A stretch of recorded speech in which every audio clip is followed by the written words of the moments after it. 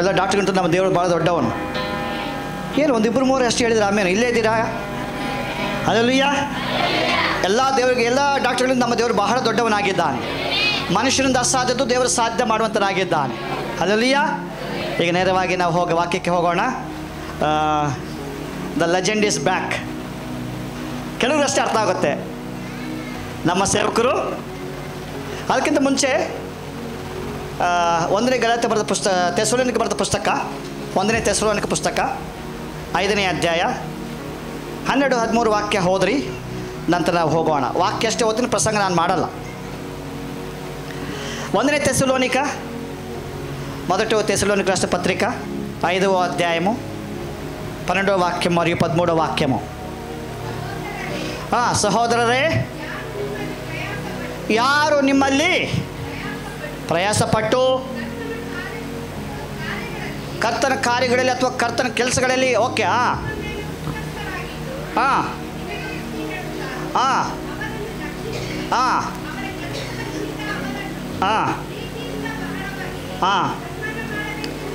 ನೋಡಿ, ದೇವ್ರ ವಾಕ್ಯ ಹೇಳ್ತದೆ, ನಾವು ನಮ್ಮ ಮೇಲೆ ಇರುವಂಥ ಅಧಿಕಾರಿಗಳಾಗಿರ್ಬೋದು, ನಾಯಕರುಗಳಾಗಿರ್ಬೋದು, ಸೇವಕರುಗಳಾಗಿರ್ಬೋದು, ಯಾರು ನಮಗೆ ವಾಕ್ಯವನ್ನು ಹೇಳುತ್ತಾರೋ, ಯಾರು ನಮ್ಮನ್ನು ಪ್ರೀತಿ ಮಾಡ್ತಾರೋ, ಯಾರು ನಮ್ಮನ್ನು ಬಲಪಡಿಸ್ತಾರೋ ಅಂಥವ್ರಿಗೆ ನೀವು ಅತ್ಯಧಿಕವಾಗಿ ಸನ್ಮಾನ ಮಾಡಿರಿ, ರೆಸ್ಪೆಕ್ಟ್ ಕೊಡ್ರಿ ಅಂತೇಳಿ ದೇವ್ರ ವಾಕ್ಯ ಹೇಳ್ತದೆ. ಹಲ್ಲೆಲೂಯಾ. ಹಾಗಾಗಿ ನಮ್ಮ ಅಯ್ಯ ಇರೋದು ಭಾಳ ಸಂತೋಷ. ನಾವೆಲ್ಲರೂ ಪ್ರಾರ್ಥನೆ ಮಾಡಿದ್ವಿ. ಪ್ರಾರ್ಥನೆ ನಿಮಿತ್ತವಾಗಿ ಅಯ್ಯವರು ಕಡೆಗೆ ಪ್ರಯಾಣ ಮಾಡಿ ಇವತ್ತು ಕುಟುಂಬ ಸಮೇತವಾಗಿ ಅಯ್ಯವರು ಬಂದಿದ್ದಾರೆ. ಗಟ್ಟಿ ಜೋರಿಗೆ ಚಪ್ಪಟೆ ದೊಡ್ಡನ್ವಾ. ಸುನೀತಾ ಅಮ್ಮವರು ಬಂದಿದ್ದಾರೆ, ಅವರ ದೊಡ್ಡ ಅಣ್ಣ ಆಂಧ್ರದಿಂದ ಬಂದಿದ್ದಾರೆ, ಎಲ್ಲರೂ ಬಂದಿದ್ದಾರೆ. ಭಾಳ ಸಂತೋಷ. ಸಣ್ಣ ಒಳ್ಳೆ ಭಾಳ ಸಂತೋಷ. Hallelujah, hallelujah. ಒಳ್ಳೆ 1-2 ದಿನ ಅವ್ರ ಜೊತೆ ಪ್ರಯಾಣ ಮಾಡುವ ಹಾಗೆ ದೇವರು ಅನುಗ್ರಹ ಮಾಡಿದರು. ಆ ಪ್ರಯಾಣ ಮಾಡುವಾಗ ಅಯ್ಯರು ಅನೇಕರು ಸೇವೆಗಳ ಬಗ್ಗೆ ಮಾತಾಡ್ತಾಯಿದ್ರು. ಭಾಳ ಸಂತೋಷ ಆಯಿತು. 2 ದಿನ ಅವ್ರ ಸಂಗಡ ಪ್ರಯಾಣ ಮಾಡಲಿಕ್ಕೆ ದೇವರು ಅನುಗ್ರಹ ಮಾಡಿದರು. ಹಲ್ಲೆಲೂಯಾ.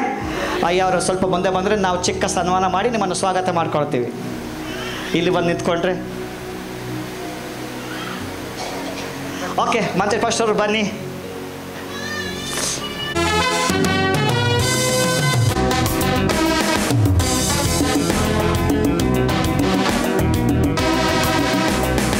ಇನ್ನು ಜೋರಾಗಿ, ಸ್ವಲ್ಪ ಜೋರಾಗಿ. Thank you. ಇಷ್ಟು ಪ್ರೀತಿ ಮಾಡಿದ್ರು ಕಡಿಮೆನೇ, ಹಾಗಾಗಿ ಅವರು ಬಂದಿದ್ದಾರೆ. ಜಾಸ್ತಿ ಮಾತಾಡದೆ ನೇರವಾಗಿ ಮೈಕ್ ಅವರಿಗೆ ಸಮರ್ಪಣೆ ಮಾಡಿಕೊಳ್ಳೋಣ. ಅವ್ರು ಬಂದು ವಾಕ್ಯ ಹೇಳ್ತಾರೆ. ಕನ್ನಡ ಬೇಕಾ? Price lord. ಯಾರು ಟಿಫಿನ್ చేయలేదా? ಯಾರು ನಾಷ್ಟ ಮಾಡಿಲ್ವಾ? ಟಿಫಿನ್ ಮಾಡಿಲ್ವಾ? ಜೋರಾಗಿ ಹೇಳಿ ಪ್ರೈಸ್ ಲಾರ್ಡ್. ಗಟ್ಟಿగా చెప్పండి. ಇನ್ನು ಸ್ವಲ್ಪ ಜೋರಾಗಿ, ಇನ್ನೂ ಸ್ವಲ್ಪ. ఎక్కడ 2-3 కూడుకుని ఉన్న చోట నేను ఉన్నాను అన్నాడు ప్రభు. ఎల్లి 2-3 ఏకీభవిస్తారో ಅವರ ಮಧ್ಯದಲ್ಲಿ ಇದ್ದೀನೆಂದು ಕರ್ತನು ಹೇಳಿದ್ದಾನೆ. సో ఈ రోజున ఈ ದಿನ ఇక్కడ ఈ ಸ್ಥಳದಲ್ಲಿ ప్రభు ఉన్నాడని నమ్ముచున్నారా? ప్రభు ఉన్నాడని మీరు నమ్ముచున్నారా? ದೇವರು ಇದ್ದಾನೆ ಎಂದು ನಂಬುತ್ತೀರಾ? మరి నమ్మితే గట్టిగా లే చెప్పండి. ನಂಬಿದ್ರೆ ಹೇಳಿ ಜೋರಾಗಿ ಹಲ್ಲೆಲೂಯಾ.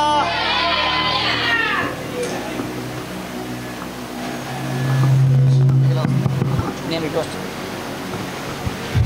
మీ అందరికీ కూడా శుభవందనాలు. ಸೇರಿ ಬಂದಿರುವಂಥ ನಿಮ್ಮೆಲ್ಲರಿಗೂ ಶುಭಾಶಯಗಳನ್ನು ತಿಳಿಸುತ್ತೇವೆ. సో మళ్ళీ మీ మధ్యలోకి నన్ను తోడుకొని వచ్చిన నా తండ్రి, నా ప్రభు, నా రాజుకు కూడా వందనాలు చెల్లిస్తున్నాను. ಮತ್ತೆ ನಿಮ್ಮ ಸಂಗಡ ನನ್ನನ್ನು ದೇವರು ಕರ್ಕೊಂಡು ಬಂದಿದ್ದಾರೆ. ನನ್ನ ಕರ್ತನಿಗೆ, ನನ್ನ ದೇವರಿಗೆ, ನನ್ನ ತಂದೆಗೆ ನಾನು ಸ್ತೋತ್ರ ಮಾಡುತ್ತೇನೆ. అలాగే నాకు ఈ అవకాశం ఇచ్చిన బ్రదర్ మోజెస్ గారికి కూడా హృదయపూర్వక ನನಗೆ ಕೊಟ್ಟಂತ ಅವಕಾಶಕ್ಕಾಗಿ ಕೂಡ ನಾನು ధన్యవాದ ಹೇಳುತ್ತೇನೆ. అలాగే వేదికను అలంకరించిన పాస్టర్ మహేంతేష్ పాస్టర్ గారు కూడా ನಾನು ಸ್ತೋತ್ರ ಮಾಡುತ್ತೇನೆ. ఎందుకు వస్తుంది అక్కడే టెస్ట్. సో నా ప్రయాణం కొరకు ప్రార్థన చేసిన మీ అందరికి కూడా హృదయపూర్వకంగా ನನ್ನ ಪ್ರಯಾಣಕ್ಕಾಗಿ ನೀವೆಲ್ಲ ಪ್ರಾರ್ಥನೆ ಮಾಡಿದೆ, ಅದಕ್ಕಾಗಿ ಹೃತ್ಪೂರ್ವಕ ಧನ್ಯವಾದಗಳು. సో దేవుని కృపను బట్టి ఊహించినంత మట్టుకు కాకపోయినా కానీ, సో దేవుని కృపను బట్టి జాగ్రత్తగా మళ్ళీ మీ మధ్యలోకి తీసుకొచ్చినాను. ఊహిಸದಷ್ಟು ಇಲ್ಲದೇ ಇದ್ರೂ ಕೂಡ ದೇವರ ಕೃಪೆಯಿಂದ ಕ್ಷೇಮವಾಗಿ ದೇವರು ನಿಮ್ಮ ಮಧ್ಯದಲ್ಲಿ ನಡೆಸಿದ್ದಾನೆ. సో చాలా సంతోషంగా ఉంది. మిమ్మల్ని నేను చాలా మిస్ అయ్యాను. ನಿಮ್ಮನ್ನೆಲ್ಲರಿಗೂ ನಾನು ಬಹಳ ಮಿಸ್ ಮಾಡ್ಕೊಂಡಿದ್ದೀನಿ.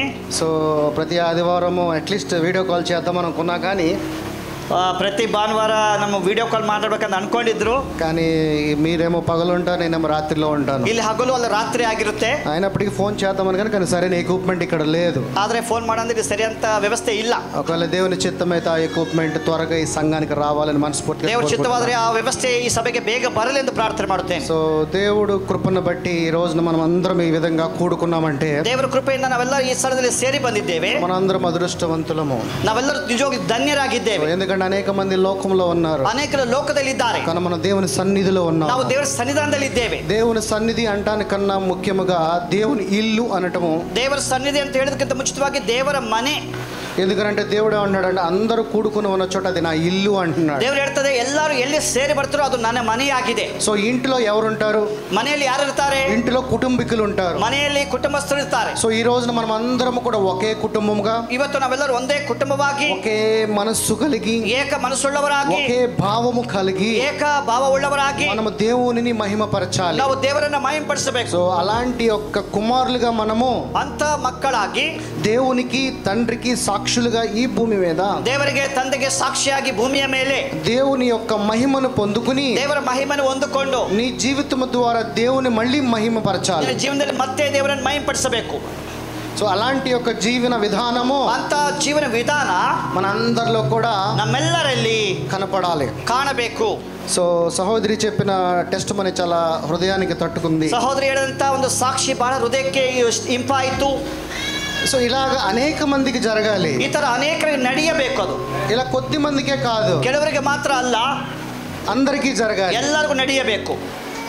అందరికీ జరగాలి అని అంటే ಎಲ್ಲರಿಗೂ ನಡೆಯಬೇಕೆಂದರೆ ఎలా ಹೇಗೆ ఎలా జరగాలి? ಹೇಗೆ అందరూ ప్రార్థన చేస్తున్నాం, ಎಲ್ಲರೂ ಪ್ರಾರ್ಥನೆ ಮಾಡ್ತೇವೆ, అందరూ కన్నీళ్లు విడిచి ప్రార్థన ಎಲ್ಲರೂ చేస్తారు, ಕಣ್ಣೀರಿಂದ ಪ್ರಾರ್ಥನೆ ಮಾಡ್ತೇವೆ, అందరూ దేవుడి దగ్గర మొరపెడుస్తారు. ಎಲ್ಲರೂ ದೇವರ ಹತ್ರ ಮೊರೆ ಇಡ್ತೇವೆ. కానీ కొంతమందికి అద్భుతం జరిగింది, ಕೆಲವರಿಗೆ ಅದ್ಭುತ ಆಗುತ್ತೆ, కొంతమందికి అద్భుతాలు జరగవు. ಕೆಲವರಿಗೆ ನಡೆಯೋದಿಲ್ಲ, కానీ జరుగుతాయి, ಆದ್ರೆ ನಡೆಯುತ್ತೆ, కానీ ఆలస్యం అవ్వచ్చు. ಆದ್ರೆ ತಡವಾಗುತ್ತೆ. ఒకరికి రోజులో జరగచ్చు, ಒಂದು ಕೆಲವರಿಗೆ ದಿನಗಳಲ್ಲಿ ಆಗ್ಬಹುದು, ఒకరికి సంవత్సరం అవ్వచ్చు, ಕೆಲವರಿಗೆ ವರ್ಷ ಆಗ್ಬಹುದು, ఒకరికి 2-3 ఏళ్ళు అవ్వచ్చు, ಕೆಲವರಿಗೆ 2-3 ವರ್ಷ ಆಗ್ಬಹುದು, కానీ ఇంకా లేట్ అవ్వచ్చు. ಇನ್ನೂ ಲೇಟ್ ಆಗ್ಬಹುದು. కానీ అందరూ కూడా ಆದ್ರೆ ಎಲ್ಲರೂ ಕೂಡ ఏదో ఒక అద్భుతాన్ని మనం రిసీవ్ చేసుకోవాలనుకుంటాం, ಏನಾದ್ರೂ ಒಂದು ಅದ್ಭುತ ಪಡ್ಕೋಬೇಕಂತ ನೋಡ್ತೇವೆ. సో ఎందుకని మరి మన జీవితంలో ఈ ఆలస్యము? ನಮ್ಮ ಜೀವನದಲ್ಲಿ ಈ ಒಂದು ತಡ ಯಾಕೆ? సో అందరికీ క్వశ్చన్ ఉంటుంది, ಎಲ್ಲರಿಗೂ ಪ್ರಶ್ನೆ ಇರುತ್ತೆ. ఎందుకంటే నేను ఇంత ఇదిగా ప్రార్థన చేస్తున్నా, నా జీవితంలో ఎందుకు మార్పాటు ನಾನು జరగట్లేదు? ಎಷ್ಟು ಪ್ರಾರ್ಥನೆ ಮಾಡ್ತಿದ್ದೆ, ನನ್ನ ಜೀವನದಲ್ಲಿ ಯಾಕೆ ಮಾರ್ಪಾಟು ಇಲ್ಲ?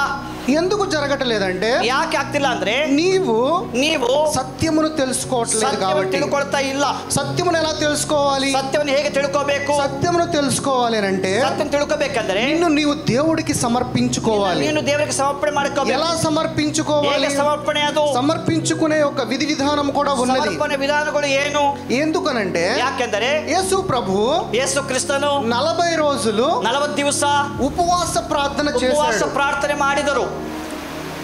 సో ఆయన శరీరాన్ని జయించి, ಆತನು ತನ್ನ ಶರೀರವನ್ನು ಜಯಿಸಿ భూ అధికారం అంతా కూడా, ಈ ಅಧಿಕಾರವನ್ನೆಲ್ಲ ಕೂಡ సమస్తమును పొందుకున్నాడు. ಆತ ಹೊಂದಿಕೊಂಡಿದ್ದಾನೆ. సో ఆ నిమిషము నుంచి ಆ ನಿಮಿಷದಿಂದ ప్రభు దేని మీద అయితే డెలివర్ చేస్తున్నాడో, ದೇವರು ಏನು ಬಿಡುಗಡೆ ಮಾಡ್ತಾನೋ దాని మీద ಅದರ ಮೇಲೆ శక్తిని ಆ పొందుకున్నాడు. ಶಕ್ತಿ ಪಡ್ಕೊಳ್ತಾನೆ. మరి ఈ రోజును కూడా మనమందరము కూడా ಇವತ್ತು ನಾವೆಲ್ಲರೂ ಕೂಡ మీ జీవితంలో ఎలాంటి బ్రేక్ త్రూ కావాలన్నా, ನಿಮ್ಮ ಜೀವನದಲ್ಲಿ ಎಂತ ಒಂದು ಜೀವನದಲ್ಲಿ ಬದಲಾವಣೆ ಬೇಕು. నీవు 40 రోజులు కనుక నువ్వు ఉపవాస ప్రార్థన కనుక చేస్తే, ನೀನು 40 ದಿವಸ ಉಪವಾಸ ಪ್ರಾರ್ಥನೆ ಮಾಡಿದರೆ 100% 100ಕ್ಕೆ 100 యేసు ప్రభువు ఏ విధముగా అయితే శక్తిని పొందుకున్నాడు, ಯೇಸು ಸ್ವಾಮಿ ಯಾತರ ಶಕ್ತಿ ಪಡ್ಕೊಂಡ್ರು, నీవు కూడా యేసు ప్రభు లాంటి ఒక శక్తినే పొందుకుంటావు. ನೀವು ಕೂಡ ಯೇಸು ಕ್ರಿಸ್ತನ ಶಕ್ತಿಯನ್ನು ಪಡ್ಕೋತೀಯ. ఎందుకంటే ಯಾಕೆಂದರೆ యేసు ప్రభు దేవుడు, నేను దేవుణ్ణి కాను కదా ಯೇಸು అనుకుంటావు. ಸ್ವಾಮಿ ದೇವರಾಗಿದ್ದ, ನಾನು ದೇವರಲ್ಲ. యేసు ప్రభువుకు నీకు ఒకటే మూలము. ಯೇಸು ಕ್ರಿಸ್ತನಿಗೆ ನಿನಗೆ ಒಂದೇ ಆಧಾರ, ಮೂಲ. There is no between difference Jesus and you. ನಿನಗೂ ಯೇಸುಗೆ ವ್ಯತ್ಯಾಸವಿಲ್ಲ. మనము యేసు ప్రభు ఒకటే. ನಾವು ಯೇಸು ಒಂದಾಗಿದ್ದೇವೆ. యేసు ప్రభు శక్తిని పొందుకున్నాడు. ಯೇಸು ಕ್ರಿಸ್ತನ ಶಕ್ತಿ ಪಡ್ಕೊಂಡಿದ್ದಾರೆ. మనం ఎందుకు శక్తి ನಾವು పొందుకోవట్లేదంటే, ಯಾಕೆ ಶಕ್ತಿ ಪಡ್ಕೊಂಡಿಲ್ಲ? మనం యేసు ప్రభు లాగా చేయలేకపోతున్నాం. ನಾವು ಯೇಸು ಕ್ರಿಸ್ತನ ಹಾಗೆ ಮಾಡಿಲ್ಲ. ನಾವು ప్రార్థన చేయటం అంటే ಪ್ರಾರ್ಥನೆ ಮಾಡೋದೆಂದ್ರೆ మన మొరవని విడవటము కాదు. ನಮ್ಮ ವಿಜ್ಞಾಪನೆ ಹೇಳೋದಲ್ಲ. And he knows everything. ಆತನು ಎಲ್ಲವೂ ಗೊತ್ತಿದೆ. ఎవరికి తెలుసు? ಯಾರಿಗೆ ಗೊತ್ತಿದೆ? నీ తండ్రికి సమస్తము తెలుసు అంటున్నాడు. ಎಲ್ಲ ಗೊತ್ತಿದೆ. మరి సమస్తము తెలిసిన తండ్రికి మళ్ళీ నువ్వేం అడుగుతావు? ಎಲ್ಲ ಗೊತ್ತಿನ ತಂದೆಗೆ ಮತ್ತೆ ಯಾಕೆ ಕೇಳ್ತೀಯ? మరి ప్రార్థన ఏం చేయాలి? ಮತ್ತೆ ಪ್ರಾರ್ಥನೆ ಹೇಗೆ ಮಾಡಬೇಕು? ప్రార్థన చేయాల్సింది ಪ್ರಾರ್ಥನೆ ಮಾಡೋದು ನೀವು మెడిటేషన్ చేయాలి. ನೀವು ಧ್ಯಾನ ಮಾಡಬೇಕು. ఎలా మెడిటేషన్ చేయాలి? ಹೇಗೆ ಧ್ಯಾನ ಮಾಡಬೇಕು? మెడిటేషన్ అంటే ಧ್ಯಾನ ಎಂದರೆ నీ శ్వాస, ನಿನ್ನ ಸ್ವಂತ, నీ శ్వాసను తీసుకుంటూ వదలటమే. ನಿನ್ನ ಉಸಿರಿಂದ ಉಸಿರು ತೆಗೆದುಕೊಂಡು ಉಸಿರು ಬಿಡೋದು. ఏ శ్వాసలో ఏమున్నది? ನಿನ್ನ ಉಸಿರಲ್ಲಿ ಏನಿದೆ? ఈ శ్వాసలో జీవం ఉన్నది. ನಿನ್ನ ಉಸಿರಲ್ಲಿ ಜೀವ ಇದೆ. మరి ఆ జీవాన్ని, ಆ ಜೀವದಲ್ಲಿ ನೀವು ఏకాంతంగా ನೀವು ಏಕವಾಗಿ ಒಬ್ಬಂಟಿಗರಾಗಿ ప్రభువును తలుచుకుని ದೇವರನ್ನು ಸ್ಮರಿಸುತ್ತಾ నీ శరీరమును విడిచి ನಿನ್ನ ಶರೀರವನ್ನು ಬಿಟ್ಟು ప్రభుతో ఏకాత్మగా, ದೇವರ ಸಂಗಡ ಏಕಾತ್ಮವಾಗಿ నీవు ఏకాత్మగా ఉండినట్లుగా నీ శ్వాసను తీసుకోవటం వదలటమే. ನಿನ್ನ ಶ್ವಾಸವನ್ನು ತೆಗೆದುಕೊಂಡು ಬಿಡೋದಷ್ಟೇ. ఏది అడగొద్దు ప్రభు, ಕೇಳಬಾರದು ದೇವರ ಬಳಿ. నువ్వు ఆయన్ని జ్ఞాపకం చేసుకుంటూ జ్ఞాపకం ಮಾಡಿಕೊಳ್ಳುತ್ತಾ శ్వాసను వదిలే, ನಿನ್ನ ಉಸಿರನ್ನು ಬಿಡು. అయితే ಆದರೆ ఈ లోకంలో, ఈ ಲೋಕದಲ್ಲಿ, ఇప్పుడున్న జనరేషన్ లో ಜನರೇಷನ್ ಅಲ್ಲಿ మనం వదిలే శ్వాసలో ನಾವು ಬಿಡುವಂತ ಶ್ವಾಸ టెన్షన్ శ్వాస, ಅದು ಒಂದು ಕಳವಳ ಶ್ವಾಸ, భయం శ్వాస, ಭಯ ಶ್ವಾಸ, రేపొద్దున అప్పు కట్టాలనే శ్వాస, ಬಗ್ಗೆ సమస్యల శ్వాస, కష్టಗಳ ಬಗ್ಗೆ ఇలాంటి బ్రీత్ అనేది ఉండకూడదు మన మధ్యలో. ಒಂದು ಶ್ವಾಸಕೋಶ ಇರಬಾರದು. నీకు సంబంధించినవన్నీ కూడా పక్కన పడే, ನಿಮಗಿರೋದೆಲ್ಲವೂ ಸೈಡ್ಗೆ ಇಟ್ಟು ಬಿಡು. పరిశుద్ధವಾಗಿ ఏకాత్మ కలిగి ಏಕಾತ್ಮವುಳ್ಳವರಾಗಿ నీవు just remember to the lord Jesus Christ. ನೀವು ಯೇಸು ಕ್ರಿಸ್ತನ ಜ್ಞಾಪಕ ಮಾಡಿಕೋ. శ్వాస తీసుకో, ನೀನು ಶ್ವಾಸ ತೆಗೆದುಕೋ, శ్వాసను వదులు, ಶ್ವಾಸವನ್ನು ಬಿಡು. ನಿನ್ನಲ್ಲಿ ದೇವರು 7 ఆత్మలను పెట్టి ఉన్నాడు. 7 ఆత్మಗಳಿಟ್ಟಿದ್ದಾರೆ. ఫస్ట్ నీలో ఉన్న 7 ఆత్మలని ಮೊದಲು ನಿನ್ನಂತ 7 ಆತ್ಮಗಳು నువ్వు యాక్టివ్ చేయాలి. ನೀನು ಆಕ್ಟಿವ್ ಮಾಡಬೇಕು. నీలో 7 ఆత్మలు యాక్టివ్ కాక మునుపు వరకు కూడా, ನಿನ್ನಲ್ಲಿ 7 ಆತ್ಮಗಳು ಕ್ರಿಯೆ ಮಾಡಿಲ್ಲ ಅಂದ್ರೆ, యాక్టివ్ గా ఉన్నంత వరకు కూడా, క్రియ ಆಗೋ వరకు కూడా నీలో ఎటువంటి స్వస్థత జరగదు. నిన్ನಲ್ಲಿ ಯಾವ ಸ್ವಸ್ಥತೆ ಆಗೋದಿಲ್ಲ. ఎలాంటి బ్రేక్ త్రూ కావాలన్నా జరగదు. ಒಂದು ಆಗೋದಿಲ್ಲ.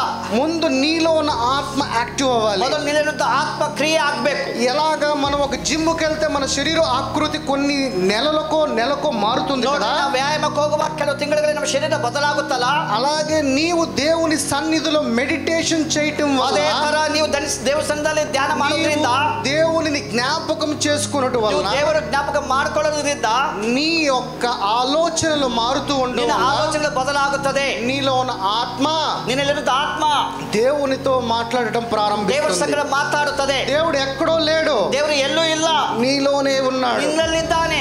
నీలో ఉన్న దేవుడిని, నిన్నలిరున్న దేವರು, నీలో ఉన్న దేవుడితో మాట్లాడటము, సహవాసము చేయటము, ఫ్రెండ్షిప్ చేయటం ప్రారంభించు. ಆತನ ಸಂಗಡ ಸಹವಾಸ ಮಾಡಬೇಕು, ಮಾತನಾಡಬೇಕು, ಸ್ನೇಹಿತ ಮಾಡಬೇಕು. ದಿನದ ಆತ್ಮ ಸಂಗಡ ఇది నువ్వు చేయాలంటే ముందుగా ಇದು ಮಾಡಬೇಕೆಂದರೆ దీనికి ఒక సమయం ఉంది, ಅದಕ್ಕೊಂದು ಸಮಯ ಇದೆ. ఆ సమయం నుంచి యేసు ప్రభు 40 రోజులు చేశాడు కదా ఉపవాసం. ಸ್ವಾಮಿ 40 ದಿವಸ ಉಪವಾಸ ಪ್ರಾರ್ಥನೆ ಮಾಡಿ, అలాగే నీవు చేసే ఉపవాసం కూడా, ಮಾಡುವಂತ ಉಪವಾಸ ಕೂಡ, నీవు ముందుగా ఒక 15 రోజులు, ನೀವು ಮೊದಲು ಒಂದು 15 ದಿವಸ దేవుని ఏది అడగొద్దు, దేవుని ಏನು ಕೇಳಬೇಡ. జస్ట్ ಸುಮ್ಮನೆ సైలెన్స్ గా దేవుడి సన్నిధిలో కూర్చో. ಮೌನವಾಗಿ ದೇವರ ಸನ್ನಿಧಿలో ಕೂತ್ಕೋ. సన్నిధిలో కూర్చోడంటే మళ్ళీ ఎక్కడో గుడికి వెళ్ళాల్సిన అవసరంలా. మౌనವಾಗಿ కూತ್ಕೊಳ್ಳೋದಂದ್ರೆ గుడికి ಹೋಗೋದಲ್ಲ, నువ్వే ఆలయము, ನೀನೇ ದೇವರ ಆಲಯ. ఎక్కడ కూర్చుంటే అక్కడ ನೀವು ಎಲ್ಲಿ ಕೂತ್ಕೊಂಡ್ರೆ ಅಲ್ಲಿ సమస్తమును మర్చిపోయి ಎಲ್ಲ ಮರ್ತು ಹೋಗ್ಬಿಟ್ಟು జస్ట్ దేవుని గుర్తు పెట్టుకో. ದೇವರನ್ನ ಜ್ಞಾಪಕ ಮಾಡಿ, దేవుడిని జ్ఞాపకం చేస్తూ ఉండు. ದೇವರ ಜ್ಞಾಪಕ ಮಾಡ್ಕೋ. జస్ట్ మెడిటేషన్ చేస్తూ ఉండు. ಧ್ಯಾನ ಮಾಡು. నీ జీవితంలో చేసిన ప్రతి దానికి వందనము చెల్లిస్తూ ఉండు. ಜೀವನದಲ್ಲಿ ಮಾಡಿದ ಎಲ್ಲದಕ್ಕೂ ಕೃತಜ್ಞತೆ ಸ್ತುತಿ ಸಲ್ಲಿಸಿ. 15 రోజులు చేయండి. 15 ದಿವಸ ಮಾಡಿರಿ. ఇప్పుడు సూర్యుడు ఉన్నాడు కదా, ಈಗ ಸೂರ್ಯನ ಇದ್ದಾನೆ. సూర్యుడు మేలుకు సంబంధించిన స్వభావం కలిగిన వాడు. ಸೂರ್ಯನು ಒಳ್ಳೆಯದು ಮಾಡೋದ್ರಲ್ಲಿ ಸ್ವಭಾವ ಇದ್ದಾನೆ. అలాగే చంద్రుడు ఉన్నాడు కదా, ಚಂದ್ರನು సో ఫీమేల్ కి సంబంధించిన స్వభావం కలిగిన వాడు. ಸೂರ್ಯನು ಅದು ಪುರುಷನಾಗಿದ್ದಾನೆ, ಚಂದ್ರನು ಒಂದು ಸ್ತ್ರೀ ಎಂಬುದನ್ನು ನೋಡ್ತೇವೆ. ఎప్పుడైతే ಯಾವಾಗಾದ್ರೆ ఫుల్ మూన్ వస్తుంది కదా, ಪೂರ್ಣ ಚಂದ್ರ ಬರ್ತಾನಲ್ಲ, ఆ రోజు నుంచి నువ్వు ప్రారంభించు. ಆ ದಿನ ಪ್ರಾರಂಭಿಸು. ప్రతి ఒక్కరి జీవితంలో కూడా, జీవనದಲ್ಲಿ ಕೂಡ మీరు జస్ట్ గూగుల్ చేసుకోండి, ನೀವು ಸ್ವಲ್ಪ ಗೂಗಲ್ ಮಾಡಿ ನೋಡಿ, మూన్ బర్త్ ఫేస్ అని మీ డేట్ ఆఫ్ బర్త్ కొట్టండి. ಸೂರ್ಯನ ಜನ್ಮದ ದಿನಾಂಕ ನೀವು ನೋಡಿದ್ರೆ, మూన్ బర్త్ ఫేస్ అని just me date of birth కొట్టండి. ಚಂದ್ರನ ಜನ್ಮದ ದಿನಾಂಕ ನಿಮ್ಮ ಡೇಟ್ ಆಫ್ ಬರ್ತ್ ನೀವು ಅಲ್ಲಿ ಹಾಕಿದ್ರೆ, మీరు జస్ట్ గూగుల్లో కొడితే మీరు పుట్టినప్పుడు చంద్రుడు అర్ధాకారంగా ఉన్నాడా, ఫుల్ గా ఉన్నాడా, సగంగా ఉన్నాడా అని మీకు అర్థమవుతుంది. ನೀವು ಹುಟ್ಟಿರುವಾಗ ಚಂದ್ರನು ಸೂರ್ಯನು ಅರ್ಧ ಇದ್ದನ ಪೂರ್ತಿ ನಮ್ಗೆ ಗೊತ್ತಾಗುತ್ತೆ. సో అలాగే ಅದೇ ತರ ఇది విడివిడిగా చేసుకుంటే, ಇದು ಬಿಡಿಬಿಡಿಯಾಗಿ ಮಾಡ್ಕೊಂಡ್ರೆ, ఒకవేళ సంఘం అంతా ఏకమై గనక ఉపవాసం ಸಭೆ చేయాలి, ಎಲ್ಲರೂ ಸೇರಿ ಏಕ ಉಪವಾಸ ಮಾಡಿದರೆ, ఏ రోజునైతే ఫుల్ మూన్ అనేది ప్రారంభమవుతుందో, ಅವತ್ತು ಪೂರ್ಣ ಚಂದ್ರ ಬರುತ್ತೋ, సో ఆ ఫుల్ మూన్ రోజు నుంచి ಆ ಒಂದು ಅಮಾವಾಸ್ಯೆ పూర్ణమి పౌర్ణమి ಪೌರ್ಣಮಿ ದಿವಸ, ఆ రోజు నుంచి ಆ ದಿನದಿಂದ 40 days 40 ದಿವಸ మీరు ఉపవాసం చేయండి. ಉಪವಾಸ ಮಾಡಿ, ఈ ఉపవాసం చేసిన రోజు ಈ ಉಪವಾಸ ಮಾಡುವಾಗ భార్యాభర్తల మధ్య కలయిక ఉండకూడదు, ಗಂಡ ಹೆಂಡತಿ ಸೇರಬಾರದು. అలాగే పిల్లలు, ಮಕ್ಕಳು, పెద్దలు, ದೊಡ್ಡವರು ఏ ఆలోచనలు కూడా ಏನು ಆಲೋಚನೆ, ಬೇರೆ ಆಲೋಚನೆ సారం అనేది ఉండకూడదు. ಯಾವುದು ವಿಷಯ ಇರಬಾರದು. మీరు ఈ 40 రోజులు ನೀವು ಈ 40 ದಿವಸ మీరు 100% చేసి చూడండి. ನೀವು 100ರಷ್ಟು ಮಾಡಿ ನೋಡಿ, ఎలాగ యేసు ప్రభు శక్తిని పొందుకున్నాడో ಯಾವ ತರ ಯೇಸುವಿನ ಶಕ್ತಿని ಪಡ್ಕೊಂಡು సేమ్ శక్తిని మనం ಅದೇ పొందుకోవచ్చు. ಶಕ್ತಿని ಪಡ್ಕೊಳ್ತೀರಿ. మరి చేస్తారా? మరి ಮಾಡೋಣವಾ? సంఘమంతా ఏకమై చేస్తారా? ಸಭೆಯಾಗಿ ಸೇರಿ ಮಾಡೋಣವಾ?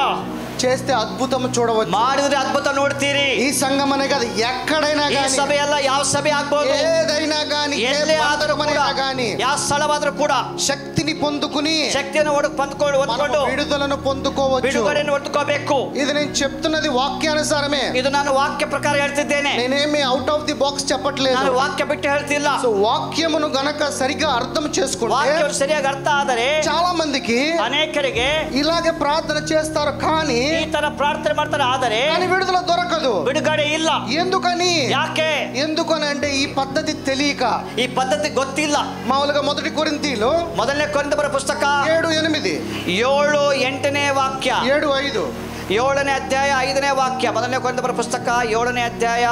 ప్రార్థన చేయుటకు మీకు సావకాశము కలుగునట్లు కొంతకాలము వరకు ఉభయుల సమ్మతి చొప్పున తప్ప ఒకరినొకరు ఎడబాయకుడి. మీరు మనసు నిలుపుపోయిన ఎడల సాతాను మిమ్మును శోధింపకుండునట్లు తిరిగి కలుసుకొనుడి.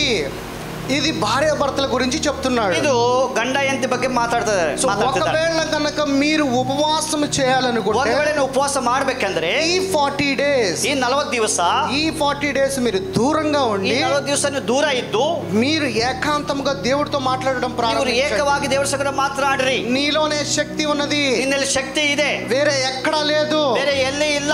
నీలోనే శక్తి ఉన్నది, ನಿನ್ನಲ್ಲಿ ಶಕ್ತಿ ಇದೆ. నీలోనే దేవుడు సమస్తము పెట్టి ఉన్నాడు. ನಿನ್ನಲ್ಲಿ ದೇವರು ಎಲ್ಲ ಇಟ್ಟಿದ್ದಾನೆ. పరలోక రాజ్యము నీలోనే ఉన్నది, ನಿನ್ನಲ್ಲಿ నీలోనే ప్యారడైజ్ ఉన్నది, ಪರದೇಶಿ ಇದೆ. సమస్తము దేవుడికి ఆలయమై ఉన్న నీవు ಸಮಸ್ತವು ದೇವರ ಆಲಯವಾಗಿದೆ. ನೀನು పైన లేడు, ದೇವರ ಮೇಲೆ ಇಲ್ಲ, నీలోనే ನಿನ್ನಲ್ಲಿ ఆయన పరలోక రాజ్యం అనే త్రోన్ మీద కూర్చుని ఉన్నాడు. ಪರಲೋಕ ರಾಜ್ಯವೆಂಬ ಸಿಂಹಾಸನ ಮೇಲೆ ಕೂತಿದ್ದಾನೆ. తెలుసుకునేవాడివైతే, ನೀನು ತಿಳ್ಕೊಳ್ಳೋದಾದ್ರೆ దేవుని యొక్క శక్తిని పొందుకోవచ్చు. ದೇವರ ಶಕ್ತಿಯನ್ನು ಪಡ್ಕೊಳ್ತೀಯ. ఈ శక్తిని పొందుకోవాలంటే ఈ ప్రక్రియ ಈ చేయాల్సిందే. ಶಕ್ತಿಯನ್ನು ಪಡ್ಕೋಬೇಕಾದ್ರೆ ಈ ಕ್ರಿಯೆ ಮಾಡಬೇಕು. శరీరములోనే ನಿನ್ನ ಶರೀರದಲ್ಲಿ నీవు ఎప్పుడైతే దేవునితో మాట్లాడటం ದೇವರ ప్రారంభిస్తావో, ಸಂಗಡ ಮಾತಾಡೋಕೆ ಪ್ರಾರಂಭ ಮಾಡುವಾಗ నీ యొక్క జ్ఞానేంద్రియంలో ನಿನ್ನ ಜ್ಞಾನೇಂದ್ರಿಯಗಳು, పీనల్ గ్లాండ్ అనేది ఒకటి ఉంటుంది. ಅಲ್ಲಿ ಫೀಮೇಲ್ ಗ್ಲ್ಯಾಂಡ್ ಅಂತ ಇರುತ್ತೆ. ఫీనల్ గ్లాండ్ అనేది ఒకటి ఉంది. ಫೀಮೇಲ್ ಗ್ಲ್ಯಾಂಡ್ ಅಂತ ಇರುತ್ತೆ. ఆ గ్లాండ్ గనక కెమికల్ గనక ఓపెన్ అయితే, ಆ ಗ್ಲ್ಯಾಂಡ್ ಕೆಮಿಕಲ್ ಅದು ಹೊರಗಡೆ ಬಂದರೆ ఆత్మీకంగా ఎలాంటి యొక్క శక్తిని నువ్వు పొందుకోవచ్చు. ಆತ್ಮಿಕ ಶಕ್ತಿಯನ್ನು ಪಡ್ಕೊಳ್ತೀಯ.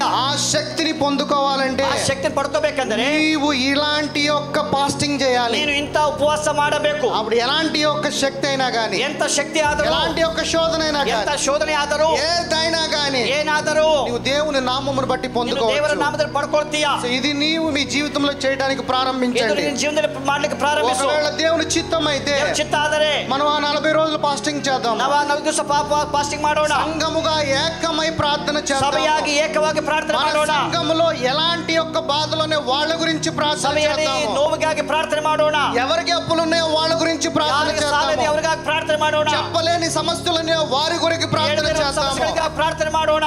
ఎవరి కుటుంబాలలో శోధన ఉందో వారి గురించి ప్రార్థన చేద్దాము. ಅವರಿಗಾಗಿ ಪ್ರಾರ್ಥನೆ ఈ ಮಾಡೋಣ. 40 రోజుల్లో నువ్వు ఇక్కడ దేన్నైతే బంధిస్తావో అది పరలోక రాజ్యంలో విప్పబడుతుంది. ಭೂಲೋಕದಲ್ಲಿ ಏನು ಕಟ್ಟುತ್ತೀಯೋ ఈ 40 రోజులు నువ్వు నీ పరలోకంలో ఏదైతే విప్పుతావు అది ఇక్కడ బంధిస్తావు. పరలోకದಲ್ಲಿ ಏನು ಬಿಚ್ಚುತ್ತೀಯೋ ಅದು ಬಿಚ್ಚಲ್ಪಡುತ್ತದೆ. అలాంటి ఆలోచన కలిగి గనుక ಅಂತ నువ్వు ఉంటే ಆಲೋಚನೆ గనుక ಉಳ್ಳವರಾಗಿದ್ದರೆ తప్పకుండా తప్పదే అలాంటి యొక్క ప్రార్థన 40 రోజులు ಅಂತ ఫాస్టింగ్ గనక ದಿವಸ ಪ್ರಾರ್ಥನೆಯಲ್ಲಿ సో తప్పకుండా ఒకసారి అయితో మాట్లాడి ఆ ఫుల్ మూన్ ఏ రోజు స్టార్ట్ అవుతుందో ఆ రోజు ప్రారంభిద్దాం. ನಾವು ಖಂಡಿತವಾಗ್ಲೂ 40 ದಿವಸ ಉಪವಾಸ ಪ್ರಾರ್ಥನೆ ಮಾಡೋಣ. మరి మీరు చేయడానికి సిద్ధంగా ఉన్నారా?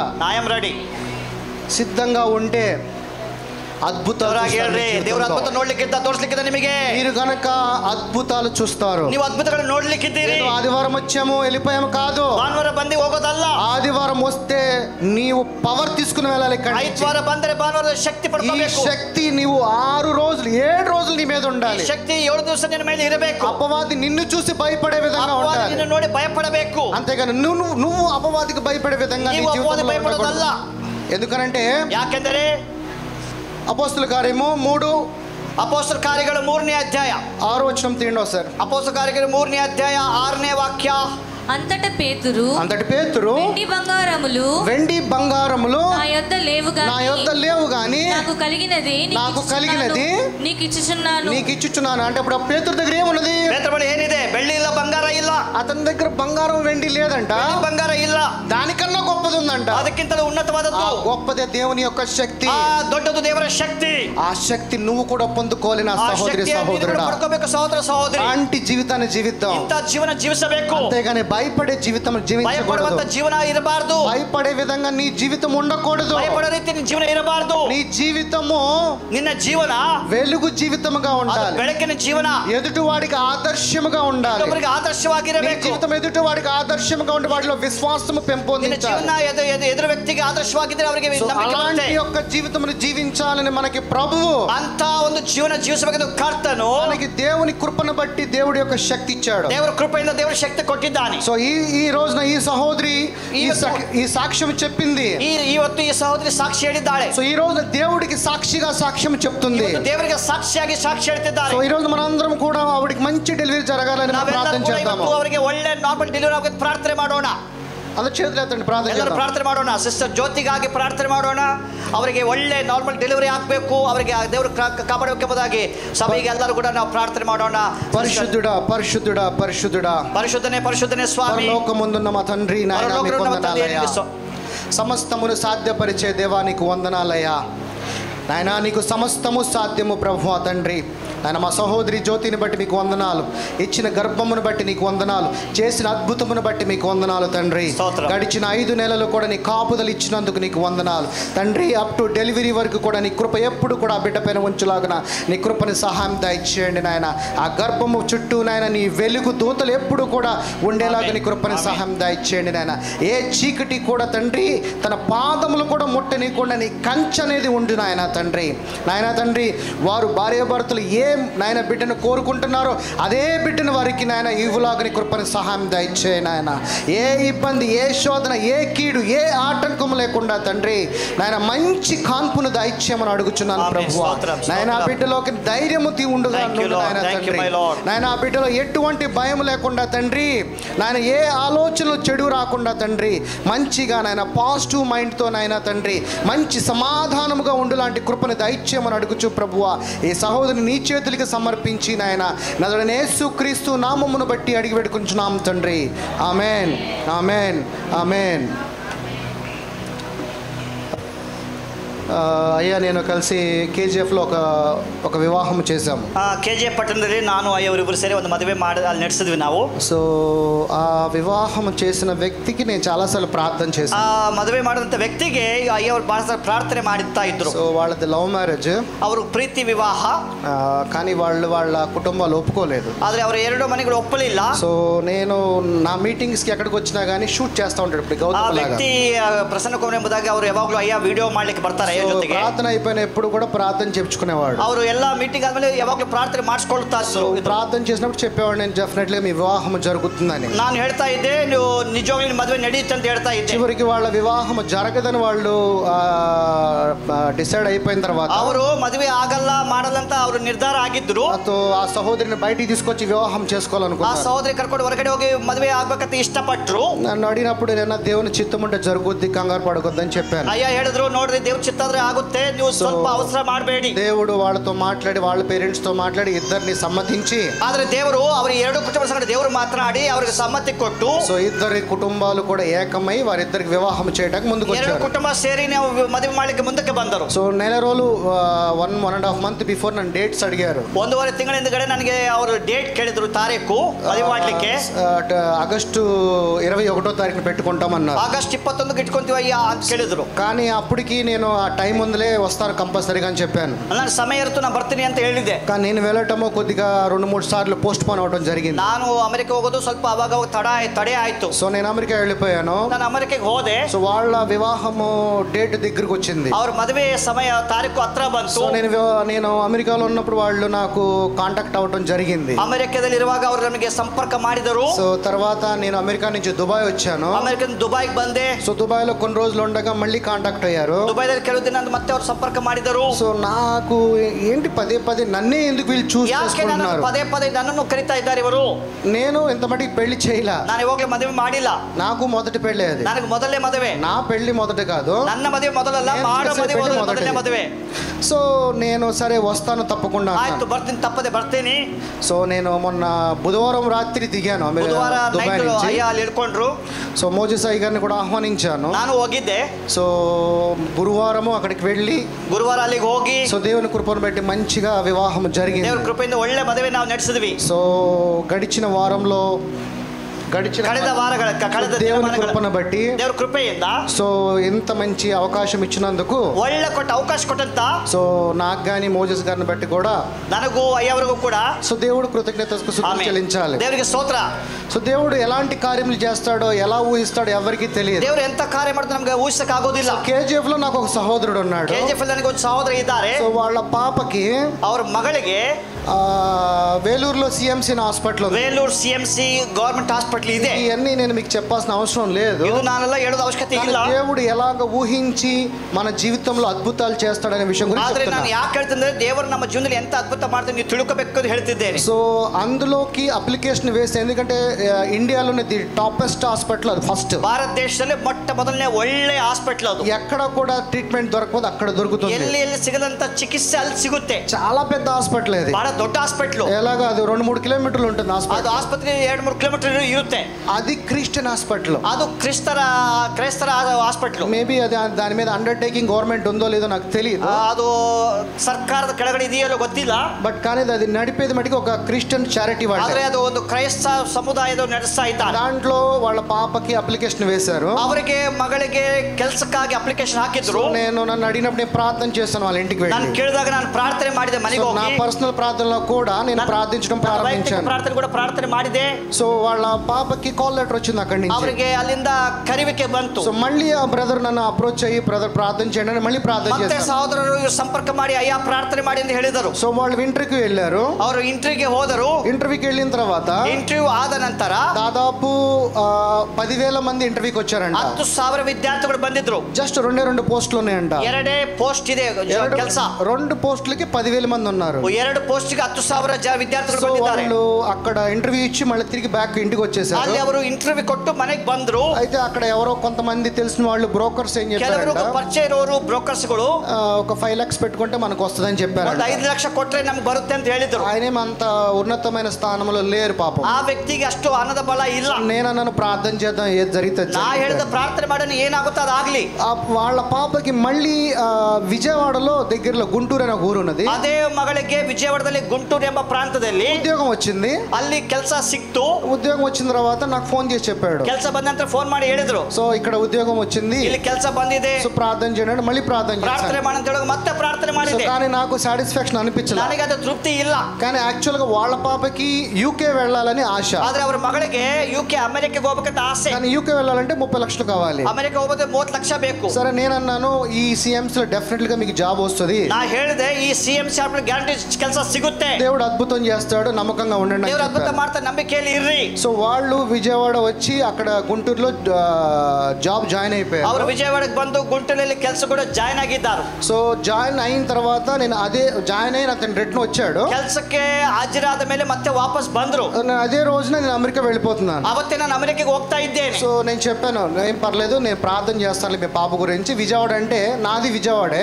ನಾನು ಹೇಳಿದೆ పర్వాగిಲ್ಲ, నా విజయవాడ, ನಂದು ಕೂಡ విజయవాడ. అక్కడ ఏదైనా సమస్యలు ఉంటే నాకు చెప్పండి, ನಿಮಗೆ ಅಲ್ಲಿ వాళ్ళకి చెప్తాను అని చెప్పాను. ನಾನು ನಿಮಗೆ ಸಹಾಯ ಮಾಡಿಸ್ತೇನೆ. సో మేము గురువారము పెళ్లి చేయడానికి వెళ్ళి, ನಾವು ಗುರುವಾರ ಮದುವೆ ಮಾಡಕ್ಕೆ ಹೋಗಿ అక్కడ వివాహము జరిగించి ಮದುವೆ ಆದ ನಂತರ సో మేము శుక్రవారం వాపస్ తిరిగి వస్తుండగా ವಾಪಸ್ ಕಾರಲ್ಲಿ ಬರ್ತಾ ಇರುವಾಗ అదే సిఎంసి నుంచి మళ్ళీ కాల్ లెటర్ వాళ్ళ పాపకి జాబ్ ಅದೇ ಯಾವ ಕೆಲಸ ಬೇಕೆಂದು ಇಷ್ಟಪಟ್ಟರು ಅದೇ ಸಿಎಂಸಿ ಇಂದ ಮತ್ತೆ ಅವ್ರ ಕರೆವಿಕೆ ಬಂತು. సో ఎలాగ దేవుడు నీతో నీ వెనకే ఉండి నడిపిస్తాడో నీకే తెలియదు. దేవుడు ನಿಮ್ಮ ಸಂಗಡ ಇದ್ದು ನಿಮ್ಮನ್ನು ಯಾವ ತರ ನಡೆಸಕ್ಕೆ ಗೊತ್ತಾಗೋದಿಲ್ಲ. అలాగే నేను అమెరికాలో ఉన్నప్పుడు కూడా నాకు ఎన్నో విధాలుగా సహాయం చేశాడు. ನಾನು ಅಮೆರಿಕದಲ್ಲಿ ಎಷ್ಟೋ సహాయ ಮಾಡಿದರು. ఎందుకంటే భాష తెలీదు, ನನಗೆ ಸರಿಯಾಗಿ ಭಾಷೆ ಬರೋಲ್ಲ. అంటే వాళ్ళ ఇంగ్లీష్ వేరే, మన ఇంగ్లీష్ ಬೇರೆ, ನಮ್ಮ ಇಂಗ್ಲಿಷ್ ಬೇರೆ. ఆ కొత్త ప్రాంతము, ಹೊಸ ಪ್ರಾಂತ, కొత్త మనుషులు, ಹೊಸ వ్యక్తిಗಳು, ఎలా జీవించాలి కూడా మనకి వాళ్ళు ఇక్కడ ఉంటే మనకి ఆప్యాయతలు, అనురాగాలు, అక్క చెల్లి తమ్ముడు ఇలాంటి బంధాలు ఉన్నాయి. నಮಗೆ ఇಲ್ಲಿರುವಂತ అక్క ತಂಗಿ ತಮ್ಮ ಒಂದು ಪ್ರೀತಿ ವಿಶ್ವಾಸ ನಮಗೆ ಇಲ್ಲಿ ಇದೆ. అక్కడ అలాంటి బంధాల్లో ఇండివిజువల్ లైఫ్, ಅಲ್ಲೆಲ್ಲ ಏನು ಇಲ್ಲ, ಸ್ವಾತಂತ್ರ್ಯ ಜೀವನ. ఇక్కడ ఇల్లు ఉంటే కిలోమీటర్ తర్వాత ఇంకో ఇల్లు ఉంటుంది. ಇಲ್ಲಿ ಒಂದು ಮನೆ ಇದೆ, 1 ಕಿಲೋಮೀಟರ್ ಮತ್ತೆ ಇನ್ನೊಂದು ಮನೆ ಇರುತ್ತೆ. అలాంటి స్థితిలో నేను ఒక్కడిగా ఉన్నాను అక్కడ. ಅಂತ ಸ್ಥಿತಿ ನಾನು ಒಬ್ಬಂಟಿಗನಾಗಿದ್ದೆ. దేవుడు అనేక విషయంలో నాకు తోడుగా ఉన్నాడు. దేవుడు అనేక విషయ ನನ್ನ ಸಂಗಡ ಇದ್ದ. నుంచి వేరే చోటకి వెళ్ళాలన్నా గానీ, ಅಲ್ಲಿಂದ ಬೇರೆ ಸ್ಥಳಕ್ಕೆ ಹೋಗ್ಬೇಕಾದ್ರೆ అడ్రస్ కూడా తెలియదు, అడ్రస్ ಗೊತ್ತಿಲ್ಲ. ఎందుకంటే మనలాంటి అడ్రస్ అక్కడ లేవు. ಅಲ್ಲಿ ನಮ್ಮ ತರ అడ్రస్ ಅಲ್ಲ, ఓన్లీ నెంబర్స్, అంత నెంబర్సే, ಎಲ್ಲ నంబర్ಗಳೇ.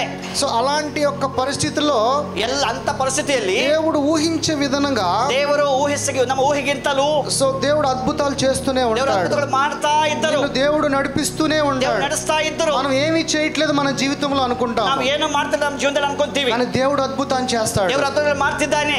అడుగు వాటికంటే, ఊహించు వాటికంటే ಹೇಳೋದಕ್ಕಿಂತಲೂ ಬೇಡೋದಕ್ಕಿಂತಲೂ అత్యధికంగా చేసేవాడు నా దేవుడు. దేవుడు ನಮ್ಮ ದೇವರಾಗಿದ್ದಾನೆ. అలాంటి దేవుడి యొక్క కుమారులుగా మనం ఉన్నప్పుడు, ದೇವರ ಮಕ್ಕಳಾಗಿದ್ದೇವೆ. సో మీరు కూడా, ನೀವು ಕೂಡ సో దేవుడి యొక్క మాట మీద, దేవుని యొక్క వాగ్దానం మీద, ದೇವರ ಮಾತುಗಳ ಮೇಲೆ, ದೇವರ ವಾಗ್ದಾನದ ಮೇಲೆ నమ్మకముతో, విశ్వాసముతో నడవాలి. ನಂಬಿಕೆಯಿಂದ ವಿಶ್ವಾಸದಲ್ಲಿ ನಡೆಯಿರಿ. 2 రోజులు లేట్ అవ్వచ్చు, 2 ఏళ్ళు అవ్వచ్చు, 3 ఏళ్ళు అవ్వచ్చు, 2 ದಿವಸ ಆಗ್ಬೋದು, 2 ತಿಂಗಳು ಆಗ್ಬೋದು, 2 ವರ್ಷ ಆಗ್ಬೋದು. ఒకవేళ నువ్వు అదే 40 రోజులు ఫాస్టింగ్ కనుక చేస్తే, ಉಪವಾಸ ಪ್ರಾರ್ಥನೆ ಮಾಡಿದರೆ 100% గా రిజల్ట్ వస్తుంది. ದೇವರು 100ಕ್ಕೆ 100 అద్భుత ಮಾಡ್ತಾನೆ. సో నువ్వు విశ్వాసంగా కనుక జీవించి ఉన్నట్లయితే, ನಂಬಿಕೆಯಲ್ಲಿ ಇರೋದಾದರೆ, సో ఇక వాక్యంలోకి వెళ్ళిపోదాం. ವಾಕ್ಯಕ್ಕೆ ಹೋಗೋಣ.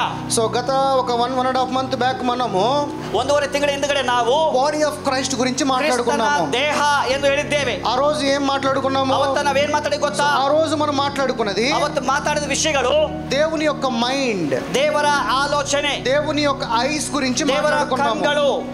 ఇప్పుడు బాడీ ఆఫ్ క్రైస్ట్ అంటే, ದೇವರ ಶರೀರ ಎಂದರೆ సంఘానికి శిరస్సు ఎవరు? ಸಭೆಗೆ ಶಿರಸ್ಸು ಯಾರು?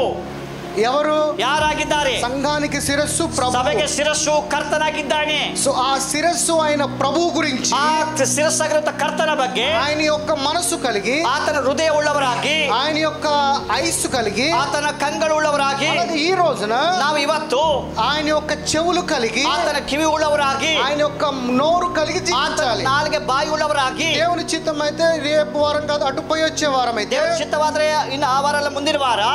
సో నెక్స్ట్ ఇంకేముంటాయి? ಮತ್ತೆ ಇನ್ನೇನಿರುತ್ತೆ ಗೊತ್ತಾ? ఇయర్స్ అయిపోయినాయి, మౌత్ అయిపోయింది. హ్యాండ్స్ ఆఫ్ క్రైస్ట్ గురించి, క్రిస్తన కైಗಳು, దేవుని యొక్క చేతుల గురించి, ದೇವರ ಕ್ರಿಸ್ತನ ಕೈಗಳು, అలాగే హార్ట్ ఆఫ్ క్రైస్ట్ గురించి, ಕ್ರಿಸ್ತನ ಹೃದಯ. సో ఇలా టాపిక్లు నెక్స్ట్ వీక్ కాకుండా పై వీక్ మాట్లాడుకుందాం. ಇಂಥ ವಿಷಯಗಳು ಬರುವಂತ ವಾರಗಳಲ್ಲಿ ಮಾತಾಡ್ತೇನೆ. ఈ రోజున ಇವತ್ತು దేవుని యొక్క చెవులు కలిగి ఎలా జీవించాలి? ದೇವರ ಕಿವಿ ಉಳ್ಳವರಾಗಿ ಆಗಿ ಹೇಗೆ ಬದುಕಬೇಕು? చెవులు దురద చెవులు, ನಿನ್ನ ಕಿವಿಗಳು ತೀಟೆ ಕಿವಿಗಳು, ఈ చెవులు చెప్పుడు మాటలు బాగా వింటాయి. ನಿನ್ನ ಕಿವಿಗಳು ಬೇರೆಯವರ ಮಾತು ಚೆನ್ನಾಗಿ ಕೇಳುತ್ತೆ. చెప్పుడు మాటలు వినవు. ದೇವರ ಮಾತು ಕೇಳೋದಿಲ್ಲ, ಬೇರೆಯವರ ಮಾತು ಕೇಳ್ತೇವೆ.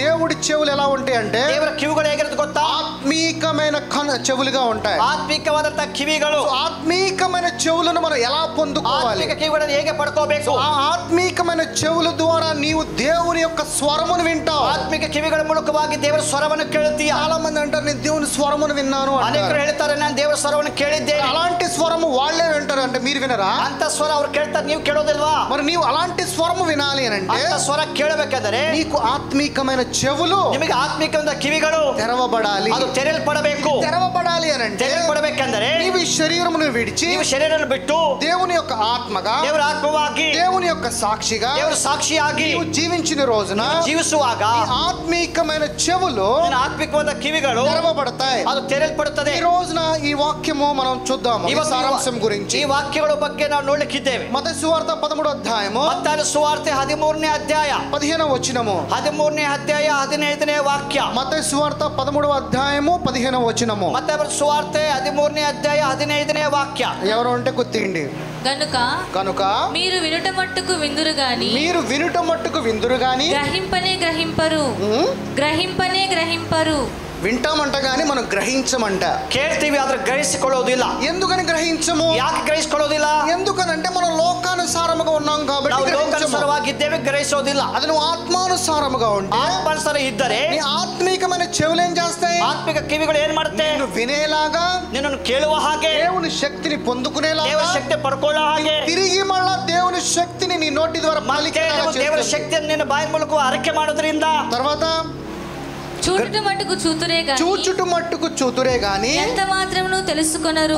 ఇక్కడ మనకి ఓన్లీ ఇప్పుడు మన చెవి గురించి మాట్లాడుతాం అంటే వినుట మట్టుకు విందురే గాని. ಈಗ ಬರೀ ಕಿವಿಗಳ ಬಗ್ಗೆ ಕೇಳ್ತೇವೆ, ಕಿವಿ ಇರುತ್ತೆ ಅದು ಕೇಳೋದಿಲ್ಲ. మనం గ్రహింపమంట, ಅವ್ರಿಗೆ ಅದು ತಿಳ್ಕೊಳ್ಳೋದಿಲ್ಲ. ನಾವು మరి గ్రహించాలంటే ఎలాగా? ನಾವು ಹೇಗೆ ಗ್ರಹಿಸಿಕೊಳ್ಳಬೇಕು? గ్రహించాలంటే దేవుని వాక్యానికి, దేవునికి లోబడి ఉండాలి. ಗ್ರಹಿಸಿಕೊಳ್ಳೋದಂದ್ರೆ ದೇವರ ವಾಕ್ಯಕ್ಕೆ, ದೇವರಿಗೆ ನಾವು ತಗ್ಗಿಸಿಕೊಳ್ಳುವರಾಗಿರಬೇಕು. ఒకసారి నీవు దేవునికి లోబడిన తర్వాత, ಒಂದು ಸಲ ದೇವರಿಗೆ ಒಪ್ಪಿಕೊಂಡ ನಂತರ నీలో నుంచి దేవుడే జీవించాలి గాని ನಿನ್ನಲ್ಲಿ ದೇವರು ಜೀವಿಸಬೇಕು. నీవు జీవించడం వృధా అన్నాడు. ನೀನು ಜೀವಿಸೋದು ವ್ಯರ್ಥ. ఎందుకంటే ಯಾಕೆಂದರೆ నీలో ఉన్న దేవుడు గొప్పవాడు, ನಿನ್ನಲ್ಲಿರುವಂತ ದೇವರು ದೊಡ್ಡವನಾಗಿದ್ದಾನೆ.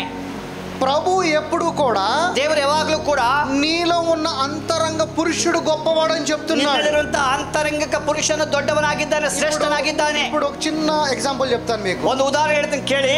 ఒక కలగంటాం మనం. ನೀವು ಒಂದು ಕನಸು ಬಿಡುತ್ತೆ ನಿಮಗೆ. కలగన్నప్పుడు నీకు ఏదో ఒక దురాత్మ వచ్చి నేను ఇబ్బంది పెట్టినట్టుగా, ಕನಸಲ್ಲಿ ದುರಾತ್ಮ ಬಂದು ನಿಮ್ಮನ್ನು ಹಿಂಸೆ ಮಾಡುತ್ತಾರಾ? అప్పుడు నువ్వు చాలా భయపడిపోతావు, ನಿಮಗೆ ಬಹಳ ಭಯ ಬರುತ್ತೆ, నీకు టెన్షన్ పడిపోతా ఉంటావు, ಟೆನ್ಷನ್ ಆಗುತ್ತೆ, అలాగే నీ ఒళ్ళంతా చెమటలు పట్టేస్తాయి, ಮೈಯೆಲ್ಲ ಒಂದು ಬೆವರು ಬರುತ್ತೆ. ఒక్కసారి ಒಂದು ಸಲ నువ్వు ఆ కళలోంచి బయటికి రాగానే, ಕನಸಿಂದ ಹೊರಗಡೆ ಬಂದ ಮೇಲೆ చాలా మంది అనుకుంటారు, ಅನೇಕರು ಏನ್ ಹೇಳ್ತಾರೆ, ఈపును కొట్టుకుంటారు, తుత్తు అనుకుంటారు, ಅವ್ರು ಬೆನ್ನು ಹೊಡ್ಕೊಳ್ತಾರೆ, ತೂತು ಅಂತ ಹೊಡ್ಕೊಳ್ತಾರೆ, ಬೆನ್ನು వాళ్ళు ధైర్యం చెప్పుకుంటారు, ತಮ್ಮನ್ನು ತಾವು ಧೈರ್ಯ ಪಡಿಸ್ಕೊಳ್ತಾರೆ. అయ్యో అంటే ఇది అమ్మయ్య, ఇది అబద్ధం, ఇది నిజం కాదు, ಅಯ್ಯೋ ಇದು ನಿಜ ಅಲ್ಲ, ಇದು ಸುಳ್ಳಾಗಿದೆ. అలాగే ಅದೇ ತರ ನೀವು సత్యమును తెలుసుకోనంత వరకు కూడా ಸತ್ಯವನ್ನು ತಿಳ್ಕೊಳ್ಳದೆ ಇದ್ದರೆ ఈ శరీరంలో జీవిస్తావు, ಈ ಶರೀರದಲ್ಲಿ ಬದುಕುತ್ತೀಯಾ. నీవు సత్యమును గనక తెలుసుకుంటే ಗೊತ್ತಾದರೆ ఆటోమేటిక్ గా ನೀವು ಇದ್ದಕ್ಕಿದ್ದ ಹಾಗೆ నీలో ఉన్న అంతరంగ పురుషుడు, ನಿಮ್ಮದಂತ ಆಂತರಿಕ ಪುರುಷನು, అది నిజమైన జీవితము, ನಿಜವಂತ ಜೀವನ, ఇది అబద్ధము, ಇದು ಸುಳ್ಳಾಗಿದೆ. ఎలాగ నువ్వు కలలో ఉన్నప్పుడు బయటికి రాగానే అమ్మయ్య ఇది రియల్, అది డూప్లికేట్ అనుకుంటావు. ಯಾವ ತರ ನೀವು ಕನಸಿನ ಹೊರಗಡೆ ಬರುವಾಗ ಇದು ಸತ್ಯ, ಅದು ಸುಳ್ಳು ಅಂತ అలాగే ఈ శరీరంలో జీవిస్తున్నది నిజం కాదు, ಈ ಶರೀರದಲ್ಲಿ ಬದುಕೋದು ನಿಜ ಅಲ್ಲ. నాలో ఉన్న అంతరంగ పురుషుడు, ನನ್ನಲ್ಲಿರುವಂತ ಆಂತರಿಕ ಪುರುಷನು ನಿಜವಾಗಿದ್ದಾನೆ. ఈ శరీరం పైకెళ్ళదు, ಈ ಶರೀರ ಮೇಲೆ ಹೋಗೋದಿಲ್ಲ. నాలో ఉన్న అంతరంగ పురుషుడు ನನ್ನಲ್ಲಿರುವಂತ ಆಂತರಿಕ ಪುರುಷ నిత్య జీవంలోకి వెళతాడు. ನಿತ್ಯ ಜೀವಕ್ಕೆ ಹೋಗ್ತಾನೆ. సో నువ్వు జీవిస్తే ಬದುಕಿದರೆ అంతరంగ పురుషుడి యొక్క శక్తి ಆಂತರಿಕ ಪುರುಷನ ಶಕ್ತಿಯಿಂದ ಬದುಕಬೇಕು. అది నిజమైన ನಿಜವಾದಂತ ಜೀವನ, అదే నిన్ను నిత్య జీవంలోకి ಅದು ನಿತ್ಯ ಜೀವಕ್ಕೆ ನಡೆಸುತ್ತದೆ. మామూలుగా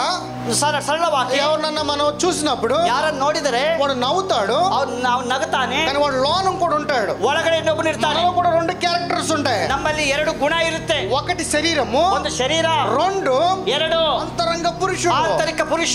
కానీ అంతరంగ పురుషుడే నిజము, ಆಂತರಿಕ ಪುರುಷ ನಿಜ. కానీ ಆದರೆ నీ శరీరం దేన్ని నమ్మిద్దంటే, ನಿನ್ನ ಶರೀರ ಏನ್ ನಂಬುತ್ತೆ ಗೊತ್ತಾ? నీలో ఉన్న అంతరంగ పురుషుడు నమ్మదు, ಆಂತರಿಕ ಪುರುಷ ನಂಬೋದಿಲ್ಲ. శరీరము బయట ಶರೀರ ಇರುವಂತ ಹೊರಗಡೆ ಶರೀರವನ್ನ, దానినే నువ్వు నమ్ముతావు, ಅದನ್ನು ನಂಬುತ್ತೀಯ. కానీ ಆದರೆ ప్రభు ఏం చెప్తున్నాడంటే, ಗೊತ್ತಾ, ఇది అబద్ధము, ಇದು ಸುಳ್ಳು.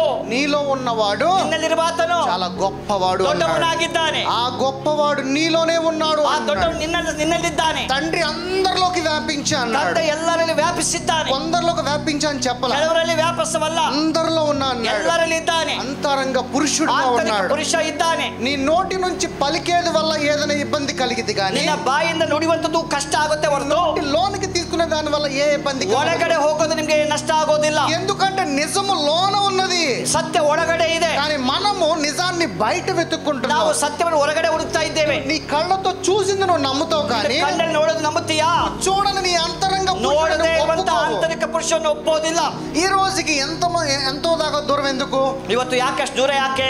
దేవుడు బ్లెస్సింగ్ చేసాడంటే నమ్ముతావు, ದೇವರು కానీ ಆಶೀರ್ವಾದ ಮಾಡಿದಂತ ಹೇಳಿದ್ರೆ ನಂಬುತ್ತೀಯಾ? అదే దేవుడు నిన్ను దేవుని కుమారుడు అంటే నువ్వు నమ్మవు. ಅದೇ ದೇವರು ನಿನ್ನ ದೇವ್ರ ಮಗನಂತ ಹೇಳಿದ್ರೆ ನಂಬೋದಿಲ್ಲ. ఎందుకంటే ಯಾಕೆಂದರೆ బ్లెస్సింగ్ ని చూస్తున్నావు, ಆಶೀರ್ವಾದ ನೋಡ್ತಿದ್ದೀಯಾ, దేవుని కుమారుడు నువ్వు చూడలేదు కాబట్టి ನೋಡ್ತಾ ಇಲ್ಲ, అందుకే నువ్వు నమ్మవు. ಅದಕ್ಕೆ ನಂಬುತ್ತಾ ಇಲ್ಲ. చూడకుండా ನೋಡದೆ నువ్వు నమ్మేదే నిజము, ನಂಬೋದು ನಿಜ, నువ్వు చూసి నమ్మేది ನೋಡಿ ನಂಬೋದು అబద్ధము. ಅದು ಸುಳ್ಳು. సో అలాగే ಅದೇ ತರ మనకి ఆత్మీకమైన చెవులు కలిగి ನಮಗೆ ಆತ್ಮಿಕ ಕಿವಿಗಳು ಉಳ್ಳವರಾಗಿ దేవుని స్వరము వినగలిగిన ದೇವರ capability ಸ್ವರವನ್ನು మనము ಕೇಳುತ್ತಾ ಇರಬೇಕು. తెచ్చుకోవాలి అని అంటే ನಾವು ತಂದುಕೋಬೇಕಾದರೆ again back to meditation, ಮತ್ತೆ ನೀವು ಧ್ಯಾನಕ್ಕೆ ಬರಬೇಕು. దేవుని ఆత్మగా, ದೇವರ ಆತ್ಮವಾಗಿ, దేవుని సాక్షిగా, ದೇವರ ಸಾಕ್ಷಿಯಾಗಿ దేవునితో మాట్లాడటం ದೇವರ ಸಂಗಡ ప్రారంభించు. ಮಾತಾಡಕ್ಕೆ ಪ್ರಾರಂಭಿಸು. ఈ శరీరముతో ಈ ಶರೀರದಿಂದ ఏది అడిగినా, ಏನ್ ಕೇಳಿದ್ರು, ఇప్పుడు దేవుడి లెక్కలో నువ్వు ఎక్కడున్నట్టు, ಈಗ ದೇವರ ಲೆಕ್ಕದಲ್ಲಿ ನೀವು ಎಲ್ಲಿದ್ದೀರಾ, ఎక్కడ జీవిస్తున్నట్టు, ಎಲ್ಲಿ ಜೀವಿಸ್ತಾ ಇದ್ದೀರಿ, ఎక్కడ జీవిస్తున్నారు ಎಲ್ಲಿ మీరు? ಜೀವಿಸ್ತಾ ಇದ್ದೀರಿ, ఆ? ఆ? ಎಲ್ಲಿದ್ದೀರಿ? దేవుడి లెక్కలో మీరు ఎక్కడ ದೇವರ చూస్తున్నారు? ಲೆಕ್ಕದಲ್ಲಿ ನೀವು ಎಲ್ಲಿದ್ದೀರಿ? సజీవులుగా లేపుతా అన్నాడు కదా. ದೇವರು ನಮ್ಮನ್ನು ಸಜೀವಾಗಿ ಎಬ್ಬಿಸಂತ ಹೇಳಿದ್ದಾನಲ್ಲ. నీలో ఉన్న అంతరంగ పురుషుడు లేపుతాడు. ನಿನ್ನಲ್ಲಿ ಒಂದು ಆಂತರಿಕ ಪುರುಷನು ಎಬ್ಬಿಸುತ್ತಾನೆ. మరి నువ్వేమనుకుంటున్నావు? ನೀವೇನ್ ಅನ್ಕೋತೀಯಾ? నేను ఈ శరీరంలో కదా జీవించేది, ಶರೀರದಲ್ಲಿ ಬದುಕ್ತಾ ಇದ್ದೇನೆ. కానీ దేవుడి లెక్కలో ದೇವರ ಲೆಕ್ಕದಲ್ಲಿ నీవు సజీవుడిగా బతికి ఉన్నది ನೀವು ಸಜೀವಾಗಿ ಜೀವಿಸ್ತಾ ಇರೋದು ఆయన ఆత్మగా. ಆತನ ಆತ್ಮವಾಗಿ. మరి ఆయన ఆత్మగా జీవిస్తున్నప్పుడు ಆತನ ಆತ್ಮವಾಗಿ ಜೀವಿಸುವಾಗ మరి నీ శరీరానుసారముగా దేవుడు ఎలా చూస్తాడు? నిన్ను? ಶರೀರ ಪ್ರಕಾರ ಯಾಕೆ ದೇವರು ನೋಡ್ತಾನೆ? నీ శరీరానికి కావాల్సిన నీడ్స్ ఎలా తెలుసుకుంటాడు? ಬೇಕಾದಂತ ಅಗತ್ಯಗಳು ಹೇಗೆ ತೀರಿಸುತ್ತಾರೆ? అందుకే తండ్రి ఏమంటున్నాడు? ಅದಕ್ಕೆ ತಂದೆ ಹೇಳುವಂತ ಮಾತು, నీ అక్కర్లని నాకు అన్ని తెలుసు ನಿನ್ನ అంటున్నాడు. ಎಲ್ಲ ಅಗತ್ಯಗಳು ನನಗೆ ಗೊತ್ತಿದೆ. I know your all needs ನಿನ್ನ అంటున్నాడు. ಎಲ್ಲ ಅಗತ್ಯಗಳು ನನಗೆ ಗೊತ್ತಿದೆ. సో అందుకనే ಅದಕ್ಕಾಗಿ మనము మనకేం కావాలనేది పక్కన పెట్టేసేయండి. ನಮ್ಗೆ ಏನ್ ಬೇಕಂದ್ರೆ ನೀವು ಸೈಡ್ಗೆ ಇಡ್ರಿ. మీరు దేవునిని వెతకటము ನೀವು ప్రారంభించండి. ದೇವರನ್ನು ಹುಡುಕಲಿಕ್ಕೆ ಪ್ರಾರಂಭಿಸ್ರಿ. దేవునితో మాట్లాడటం ದೇವರ ప్రారంభించండి. ಸಂಗಡ ಮಾತಾಡ್ರಿ. దేవుని స్వరము వినటానికి ದೇವರ ప్రారంభించండి. ಸ್ವರವನ್ನು ಕೇಳಕ್ಕೆ ಪ್ರಯತ್ನ ಮಾಡಿ. దేవుని శక్తిని పొందుకోవడానికి ದೇವರ ಶಕ್ತಿ ప్రారంభించండి. ಪಡ್ಕೊಳ್ಳಕ್ಕೆ ಪ್ರಾರಂಭಿಸಿ. ₹1 గొప్పదా, దేవుని శక్తి గొప్పదా? ಕೋಟಿ ದೊಡ್ಡದಾ, ದೇವರ ಶಕ್ತಿ ದೊಡ್ಡದಾ? దేవుని శక్తిని వెతకండి. మరి ದೇವರ ಶಕ್ತಿಯನ್ನು ಹುಡುಕಿರಿ. కానీ మనము ಆದ್ರೆ ನಾವು శక్తి తర్వాత ಶಕ್ತಿ ಆಮೇಲೆ మనం ఎవరి బోధన మనం అనుసరిస్తున్నాము? ನಾವು ಯಾರ ಬೋಧನೆ ಕೇಳ್ತಿದ್ದೇವೆ? ఎవరి బోధండి మనం ಯಾರ ಬೋಧನೆ అనుసరించేది? ನಾವು ಕೇಳ್ತಾ ಇದ್ದೇವೆ? మనము అపోస్తుల యొక్క అపోస్తలుల బోధన బోధన అనుసరిస్తున్నాము. ಕೇಳ್ತಿದ್ದೇವೆ. అదే అపోస్తులుడు ಅದೇ ಅಪೊಸ್ತಲನು, నా దగ్గర వెండి లేదు, బంగారం లేదు, ನನ್ನ ಬಳಿ ಬೆಳ್ಳಿ ಬಂಗಾರ నా ಇಲ್ಲ, దగ్గర దేవుని శక్తి ನನ್ನ ఉన్నదని ಬಳಿ ದೇವರ ಶಕ್ತಿ ಇದೆ చెప్పి వారిని స్వస్థత పరిచి ಹೇಳಿ నడిపించాడు. ಸ್ವಸ್ಥತ ಮಾಡಿ ನಡೆವ ಹಾಗೆ ಮಾಡಿದ. కానీ ఇప్పుడు మనము సంఘముగా ನಾವು ಸಭೆಯಾಗಿ ఇప్పుడు ఏదైతే పేతురు నా దగ్గర బంగారం లేదు, వెండి లేదు అంటున్నాడో, ಪೇತ್ರನು ಹೇಳಿದ ಪ್ರಕಾರವಾಗಿ ಬೆಳ್ಳಿ ಬಂಗಾರ ನನ್ನ ಬಳಿ ಇಲ್ಲ. ఆ రోజు సంఘముగా మనం అదే వెండిని అదే బంగారాన్ని ಇವತ್ತು అడుగుతున్నాం. ಸಭೆಯಾಗಿ ಅದೇ ಬೆಳ್ಳಿ ಬಂಗಾರ ಕೇಳ್ತೇವೆ, కానీ దేవుని శక్తిని మనం ಆದ್ರೆ అడగట్లేదు. ದೇವರ ಶಕ್ತಿಯನ್ನು ಕೇಳ್ತಾ ಇಲ್ಲ. కానీ ఆ రోజున పేతురు గారు ఏం చెప్పారు? ಅವತ್ತು ಪೇತ್ರನು ಏನ್ ಹೇಳಿದ? నా దగ్గర శక్తి ఉన్నది ನನ್ನ అన్నాడు. ಬಳಿ ಶಕ್ತಿ ಇದೆ. కానీ ఆపోజిట్ నిన్ను క్వశ్చన్ చేసుకుంటే ನೀವು ಪ್ರಶ್ನೆ ಮಾಡಿಕೊಂಡರೆ శక్తి తర్వాత చూద్దాం, ముందు నాకు డబ్బు ఇవ్వు అంటావు. ಶಕ್ತಿ ಆಮೇಲೆ ನೋಡೋಣ, ಮೊದಲು ಹಣ ಕೊಡು. ఇప్పుడు మిమ్మల్ని మీరే ಈಗ ప్రశ్నించుకోండి. ನಿಮ್ಮನ್ನು ಪ್ರಶ್ನೆ ಮಾಡಿಕೊಳ್ಳಿ. ఇప్పుడు మనం ఎవరి బోధన ಈಗ ನಾವು అనుసరిస్తున్నాము? ಯಾರ ಬೋಧನೆ ನಾವು ಹಿಂಬಾಲಿಸುತ್ತಿದ್ದೇವೆ? నీకు నువ్వే ఒక బోధన ನಿಮ್ಮ ನೀವೇ ಒಂದು ಬೋಧನೆಯನ್ನು ಹಿಂಬಾಲಿಸಿ, నీవు ఒక బోధన ఏర్పరచుకుని ಒಂದು ಬೋಧನೆ ನೀವೇ ಏರ್ಪಾಡಿಕೊಂಡು ఆ బోధన ಆ అనుసరిస్తున్నావు. ಬೋಧನೆ ಹಿಂಬಾಲಿಸಿದ್ದೀರಾ? ప్రభు చెప్పిన ప్రకారంగా ఎవడు ಕರ್ತನು నడవట్లేదు. ಹೇಳಿದ ಹಾಗೆ ಯಾರು ನಡೀತಾ ಇಲ್ಲ. ప్రభు చెప్పిన ప్రకారంగా నడువు ముందు నువ్వు. ದೇವರ ಹೇಳಿದ ಪ್ರಕಾರ ನಡಿ ಮೊದಲು. నీ ప్రార్థనలో ನಿನ್ನ ಪ್ರಾರ್ಥನೆಯಲ್ಲಿ ప్రభువా నా తలంపులు కాదు, ದೇವರ ನನ್ನ ಆಲೋಚನೆ ಅಲ್ಲ, నా ఆలోచన కాదు, ನನ್ನ ಆಲೋಚನೆ ಅಲ್ಲ, నా మార్గములు కాదు, ನನ್ನ ಮಾರ್ಗಗಳಲ್ಲ, సమస్తము నా జీవితంలో నీ మార్గములు ಎಲ್ಲ నెరవేరాలి. ನನ್ನ జೀವನದಲ್ಲಿ నిನ್ನ మార్గ నా ನಡೆಯಲಿ, జీవితంలో నీ తలంపులు ನನ್ನ నెరవేరాలి. ಜೀವನದಲ್ಲಿ ನಿನ್ನ ಆಲೋಚನೆ ನಡೆಯಲಿ. ఇలాంటి ఒక ప్రార్థన ఎంతమంది ಇಂಥ చేస్తారు? ಪ್ರಾರ್ಥನೆ ಎಷ್ಟು ಜನ ఇలా ಮಾಡ್ತಾರೆ? ఎవరు చేయరు. ಈ ತರ ಮಾಡೋದಿಲ್ಲ. కానీ ಆದರೆ అపోస్తులు ఇలాంటి ప్రార్థన చేశారు. ಅಪೊಸ್ತಲರು ಇಂಥ ಪ್ರಾರ್ಥನೆ వారు ಮಾಡಿದರು. ఇలాగే నడిచారు. ಅವರು ಇದೇ ತರ ನಡೆದರು. మనం వాళ్ళు మనకిచ్చిన ఈ జీవ ಅವರು గ్రంథము ಕೊಟ್ಟ ಜೀವ ಗ್ರಂಥ చెప్తున్నది ఇది. ಹೇಳೋದು ಇದೆ. కానీ నువ్వేదో అడుగుతున్నావు? ಆದ್ರೆ ನೀವೇನ್ ಕೇಳ್ತಿದ್ದೀರಿ? నువ్వు అడిగేది నీ శరీరం గురించి. ಶರೀರವನ್ನು నా ಕೇಳ್ತಿದ್ದೀರಿ. ప్రియ మిత్రులారా, ನನ್ನ ಪ್ರಿಯ ಸ್ನೇಹಿತರೆ, నేను చెప్పేది ఒకటే. ನಾ ಹೇಳೋದು ಒಂದೇ. క్రైస్తవ జీవితం అంటే ಕ್ರೈಸ್ತರ ಜೀವನ ಎಂದರೆ క్రీస్తులాగా జీవించటము కాదు, ಕ್ರಿಸ್ತರ ಹಾಗೆ ಜೀವಿಸೋದಲ್ಲ, క్రీస్తే జీవించాలి. ಕ್ರಿಸ್ತನಾಗಿ ಜೀವಿಸಬೇಕು. క్రీస్తులాగా అంటే ಕ್ರಿಸ್ತನ ಹಾಗೆ మళ్ళా గ్యాప్ వచ్చేస్తుంది. ಮತ್ತೆ ಗ್ಯಾಪ್ ಬರುತ್ತೆ. క్రీస్తులాగా జీవిస్తే ಕ್ರಿಸ್ತನಲ್ಲಿಯೇ ಇದ್ದರೆ క్రీస్తు కలిగిన ఆలోచనలు నీలో ఉంటాయి.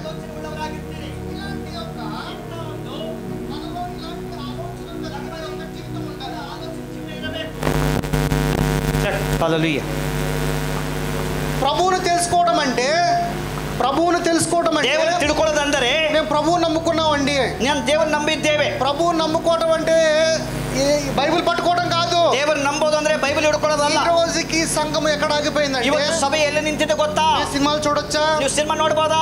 నేను జడ వేసుకోవచ్చా, ನಾವು జಡೆ ಹಾಕೋಬಹುದಾ? జీన్స్ ప్యాంట్ వేసుకోవచ్చా, జీన్స్ ప్యాంట్ ಹಾಕೋಬಹುದಾ? నేను బయట చెంగు కప్పుకోవచ్చా, ನಾನು ముసుగు ಹಾಕೋಬಹುದಾ? నేను బొట్టు పెట్టుకోవచ్చా, ನಾನು బొట్టు ఇಟ್కోಬಹುదా? నేను ప్రసాదం తినొచ్చా, ನಾನು ಪ್ರಸಾದ ತಿನ್ನಬಹುದಾ? ఇక్కడే ఆగిపోయింది. ఇల్లే నింತು ಹೋಗಿದೆ ಸಭೆ. క్రైస్తవ జీవితం అంటే ఇది కాదు. క్రైస్తవ జీవನ ಅದಲ್ಲ. తండ్రికి సాక్షిగా ఇక్కడ జీవించాలి, ತಂದೆಗೆ ಸಾಕ್ಷಿಯಾಗಿ ಜೀವಿಸಬೇಕು. తండ్రిని మహిమ పరిచే కుమారుడిగా ఇక్కడ జీవించాలి. ತಂದೆಯನ್ನು ಮಹಿಮಪಡಿಸುವಂತ ಮಗನಾಗಿರಬೇಕು. కానీ నువ్వు ఈ లోకంలో నిన్ను కనపరుచుకుంటూ ನೀನು ಈ ಲೋಕದಲ್ಲಿ ಇದ್ದು ఈ లోక రీతిలో ఉన్న మూఢనమ్మకాల వైపు చుట్టూ ಈ తిరుగుతున్నావు. ಲೋಕದಲ್ಲಿರುವಂತ ಮೂಢನಂಬಿಕೆ ಹಿಂದ್ಗಡೆ ಓಡಾಡ್ತಿದ್ದೀವಿ. అలాంటప్పుడు మనం ఎలాగ క్రైస్తును వెంబడిస్తున్నట్లు? ನಾವು ಹೇಗೆ ಕೆಲಸ ನಿಂಬಾಲಿಸಿದ್ದೇವೆ? సో అందుకని నేనేం చెప్తున్నానంటే, ಅದಕ್ಕಾಗಿ ನಾವು ಹೇಳೋ ಮಾತುಗಳು క్రైస్తును వెంబడించడం కాదు, ಕ್ರಿಸ್ತನ ನಿಂಬಾಲಿಸೋದಲ್ಲ. క్రీస్తులాగా జీవించు, ಕ್ರಿಸ್ತನ ಹಾಗೆ ಜೀವಿಸು. క్రీస్తే నీలో జీవించాలి. ಕ್ರಿಸ್ತನ ನಿನ್ನಲ್ಲಿ ಜೀವಿಸಲಿ. అలాంటి బిడ్డలుగా మనం ఉండాలి. ಅಂತ ಮಕ್ಕಳಾಗಿರಬೇಕು. అలాగ నీ స్పిరిచువల్ లెవెల్ పెరగాలి. ಅಂತ ನಿನ್ನ ಆತ್ಮಿಕ ಜೀವನ ಬೆಳೆಯಬೇಕು. దేవుని యొక్క వాక్యముల లోతును ದೇವರ తెలుసుకోవాలి. ವಾಕ್ಯದ ಆಳವನ್ನು ತಿಳ್ಕೋಬೇಕು. ఓన్లీ బ్లెస్సింగ్స్ కాదు, ಬರೀ ಆಶೀರ್ವಾದ ಅಲ್ಲ.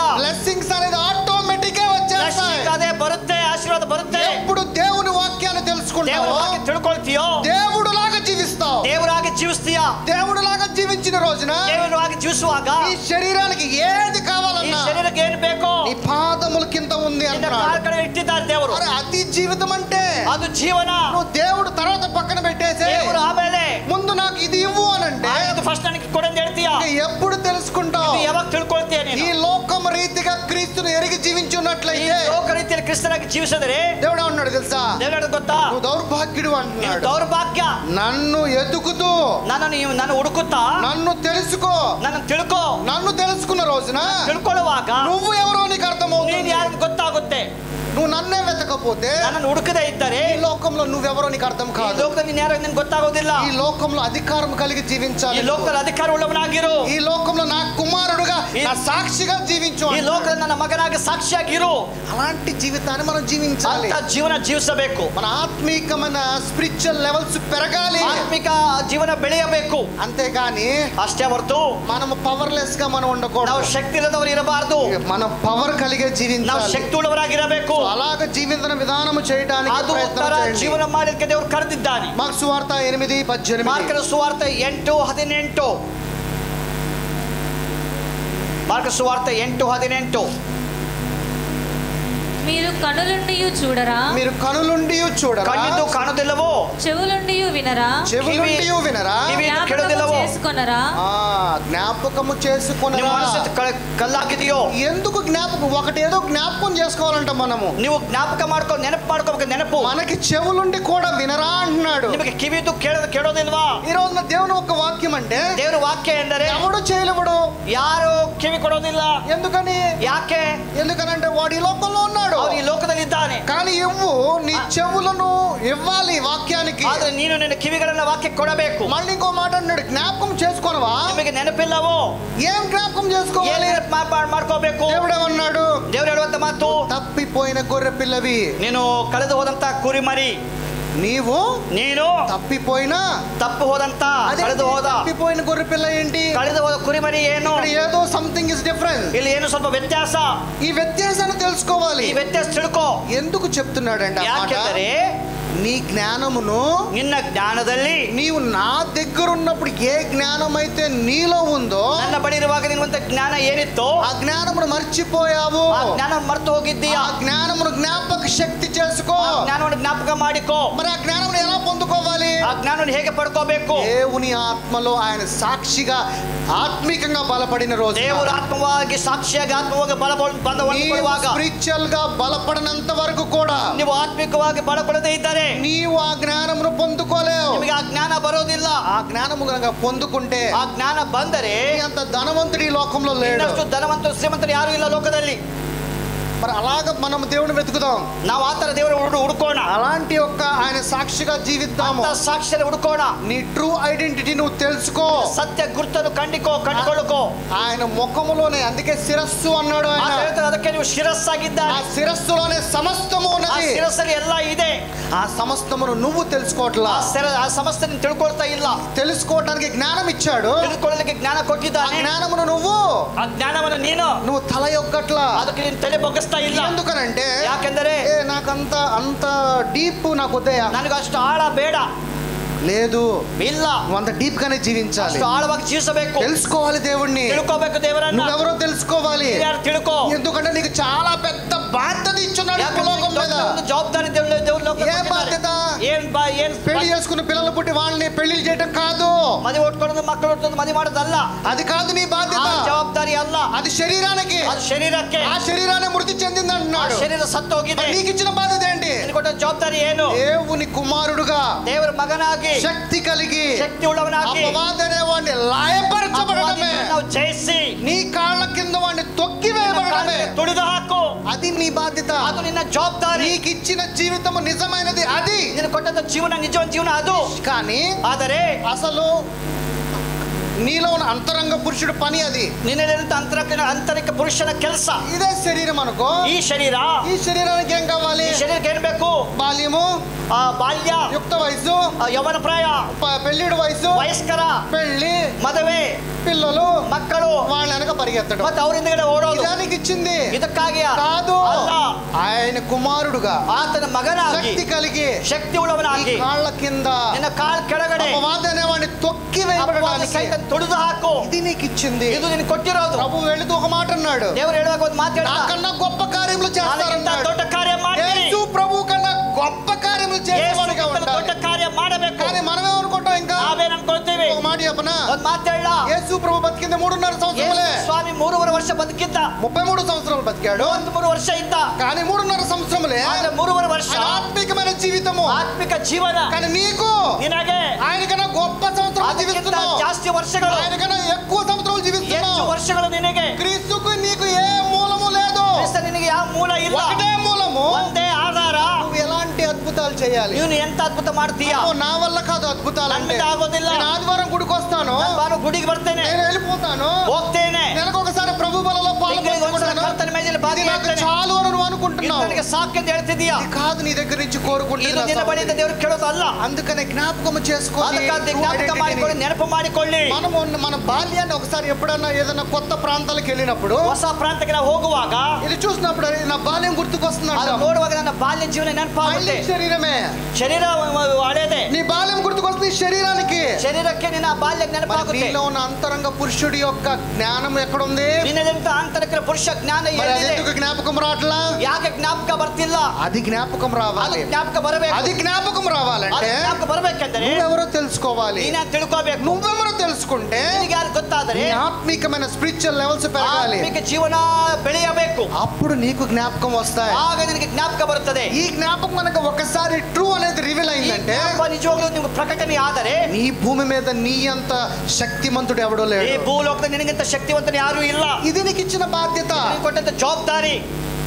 అందుకే తప్పిపోయిన గొర్రె పిల్ల ಅದಕ್ಕೆ అంటున్నాడు. ಕಳೆದು ಹೋದಂತ ಕುರಿಮರಿ ఆయన వెదకి వచ్చి రక్షించి ಆತನು ಹುಡುಕಿ ಬಂದು ರಕ್ಷಿಸಿ నీకు సత్యము చెప్పాడు. ನಿನಗೆ ಸತ್ಯವನ್ನು ಹೇಳಿದ್ದಾರೆ. తండ్రి దగ్గర వెళ్ళటానికి ತಂದೆಯ ಬಳಿಗೆ ಹೋಗ್ಲಿಕ್ಕೆ మార్గము వేశాడు. ಮಾರ್ಗ ಹಾಕಿದ್ದಾರೆ. జీవమై ఆయన ಜೀವವಾಗಿ నిత్య జీవంలోకి ಜೀವದಲ್ಲಿ ప్రవేశించడానికి మార్గమై ఉన్నాడు. ಪ್ರವೇಶ ಮಾಡಲಿಕ್ಕೆ ಮಾರ್ಗವಾಗಿದ್ದಾರೆ. ఇలాగ క్రైస్తవ జీవితం ఉండాలి నా ಈ సహోదరి ತರ ಕ್ರೈಸ್ತ సహోదరుడా. ಜೀವನ ಇರಬೇಕು ಸಹೋದರ ಸಹೋದರಿ. అంతేకాని నన్ను ప్రభువు దీవించాడు, డబ్బు ఇచ్చాడు, లేకపోతే ఉద్యోగం ఇచ్చాడు, ఇది కాదు. ನನಗೆ ದೇವರು ಆಶೀರ್ವಾದ ಮಾಡಿದ್ದಾರೆ, ಕೆಲಸ ಕೊಟ್ಟಿದ್ದಾರೆ, ಎಲ್ಲ ಇದು ಅಲ್ಲ. ఈ అవసరతలన్నీ కావాలి, ನಿನ್ನ ಅಗತ್ಯಗಳು ಬೇಕು. కానీ దీనికన్నా గొప్పది అది. ಇದಕ್ಕಿಂತ ಶ್ರೇಷ್ಠ ಅದು. ఎందుకంటే ఇది అబద్ధము, ಇದು ಸುಳ್ಳು, అది నిజము. ಅದು ಸತ್ಯ. లూకాసు సువార్త ಲೂಕನ ಸುವಾರ್ತೆ 1:44. 1:44.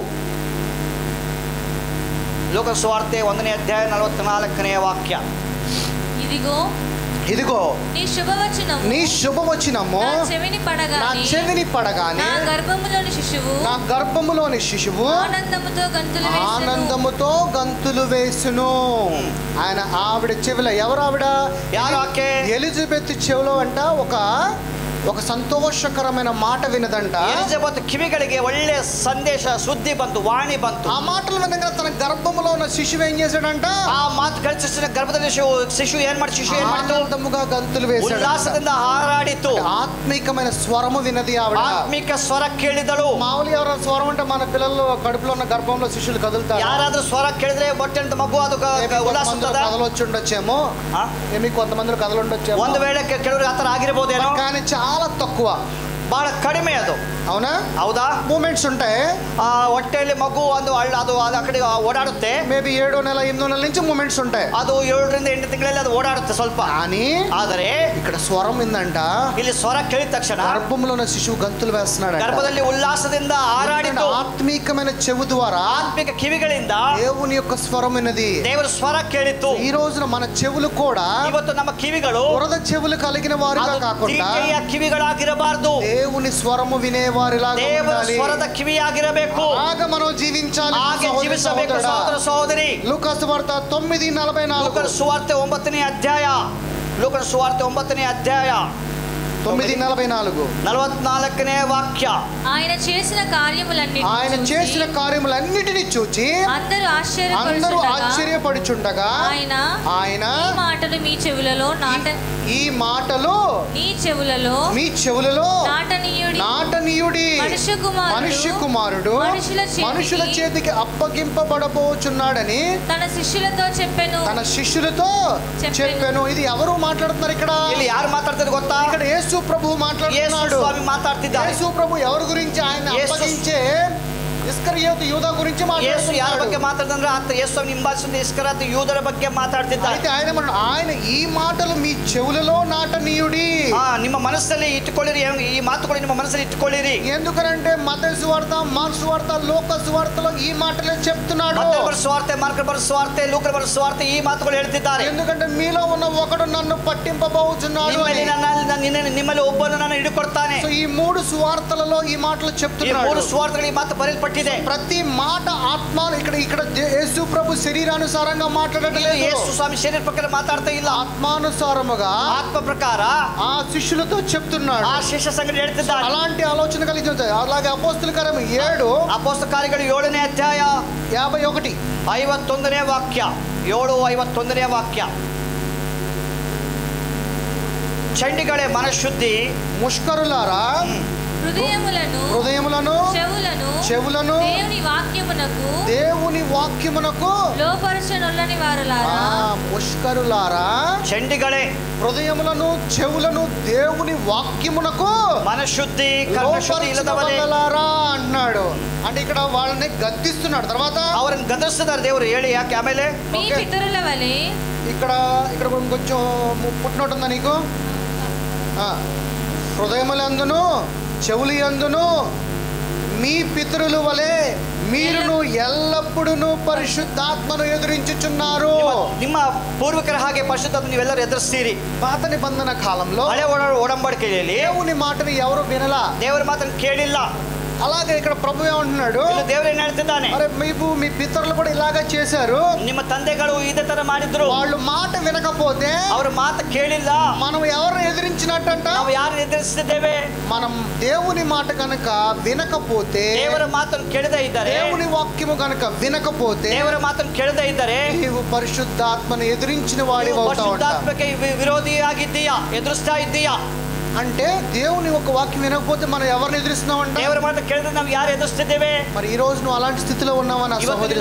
ఆ స్థితిలో ఇದ್ದೀరా సహోదర సహోదరి? నీవు పరిశుద్ధాత్మనే తండ్రిని ఎదిరించే స్థాయిలో ఉన్నావా? పరిశుద్ధాత్మ తండ్రిని ఎదురిసే స్థానంలో ఇದ್ದೀయా? లేకపోతే పరిశుద్ధాత్మలో అన్యోన్యమైన సహవాసం కలిగి జీవిస్తావా? అన్యోన్యವಾಗಿ సంగడ ఇದ್ದೀయా? నువ్వే పరీక్షించుకో నా సహోదర సహోదరి. దేవుని ఆత్మగా ఉన్నప్పుడు, దేవుని ఆత్మವಾಗಿದ್ದರೆ, దేవుని యొక్క సాక్షిగా, దేవుని సాక్షిಯಾಗಿ మనము మనలో ఉన్న పరిశుద్ధాత్ముడికి ఆలయమై ఉన్నాము.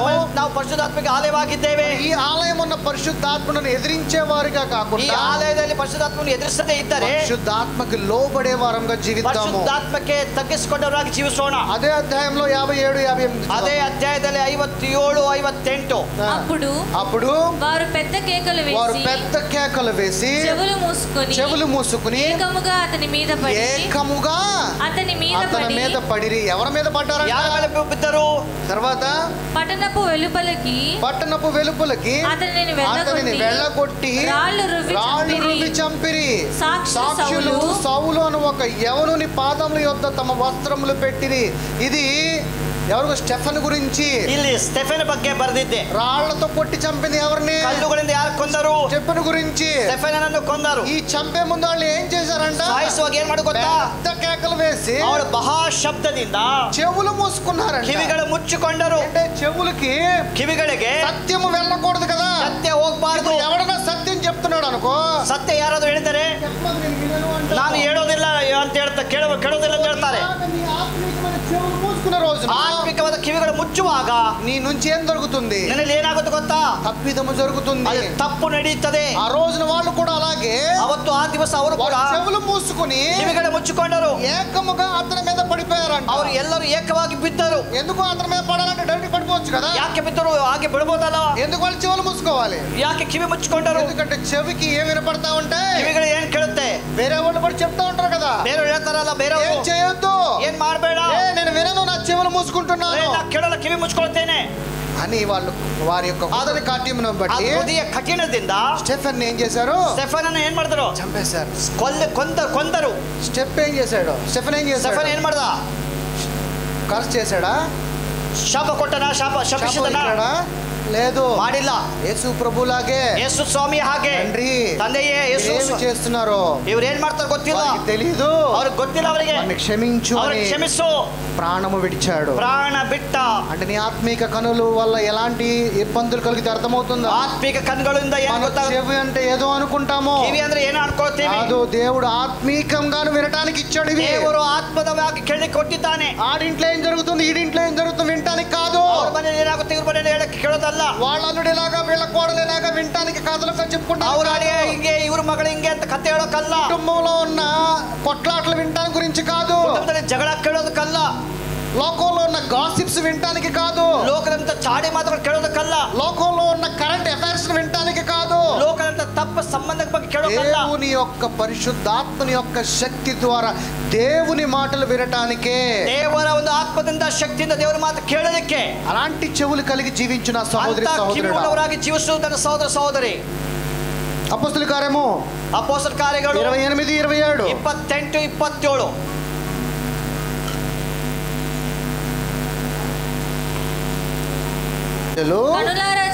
కనులారా చూచి చెవులారా విని మనసారా గ్రహించి నా వైపు తిరిగి నా వలన స్వస్థత పొందుకుండునట్లు వారి హృదయము క్రొవ్వి ఉన్నది.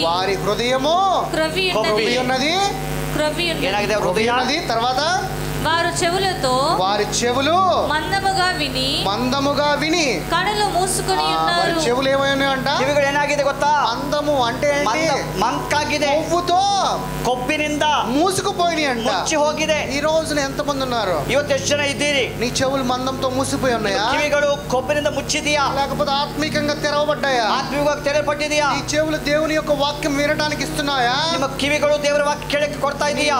నీ చెవులు మందమై లోకంలో ఉన్న గాసిప్స్ వినడానికి ఇస్తున్నావా? ನಿಮ್ಮ ಕಿವಿಗಳು ಮಂದವಾಗಿ ಲೋಕದಂತ ವಿಷಯಗಳು ಕೇಳಕ್ಕೆ ಇಷ್ಟಪಡ್ತೀಯಾ? పరీక్షించుకో నా సహోదరి సహోదరుడా. ನೀನು ಪರೀಕ್ಷೆ ಮಾಡಿಕೋ ಸಹೋದರ ಸಹೋದರಿ. చెవులు మందముగా కాకుండా ನಿಮ್ಮ ಕಿವಿಗಳು ಮಂದವಾಗಿರದೆ మన చెవులు, ನಮ್ಮ ಕಿವಿಗಳು దేవుని యొక్క ఆత్మ కలిగి ఉండాలి. ದೇವರ ಆತ್ಮವಾಗಿರಬೇಕು, పరిశుద్ధమైన చెవులుగా ఉండాలి. ಪರಿಶುದ್ಧವಾದ ಜೀವನ ಇರಬೇಕು. సో ఇలాంటి యొక్క జీవితాన్ని మనం జీవించాలి. ಇಂಥ ಜೀವನ ಜೀವಿಸಬೇಕು. 2 తిమోతి 4:3 2 ತಿಮೋತಿ 4:3 2 ತಿಮೋತಿ ಪುಸ್ತಕ.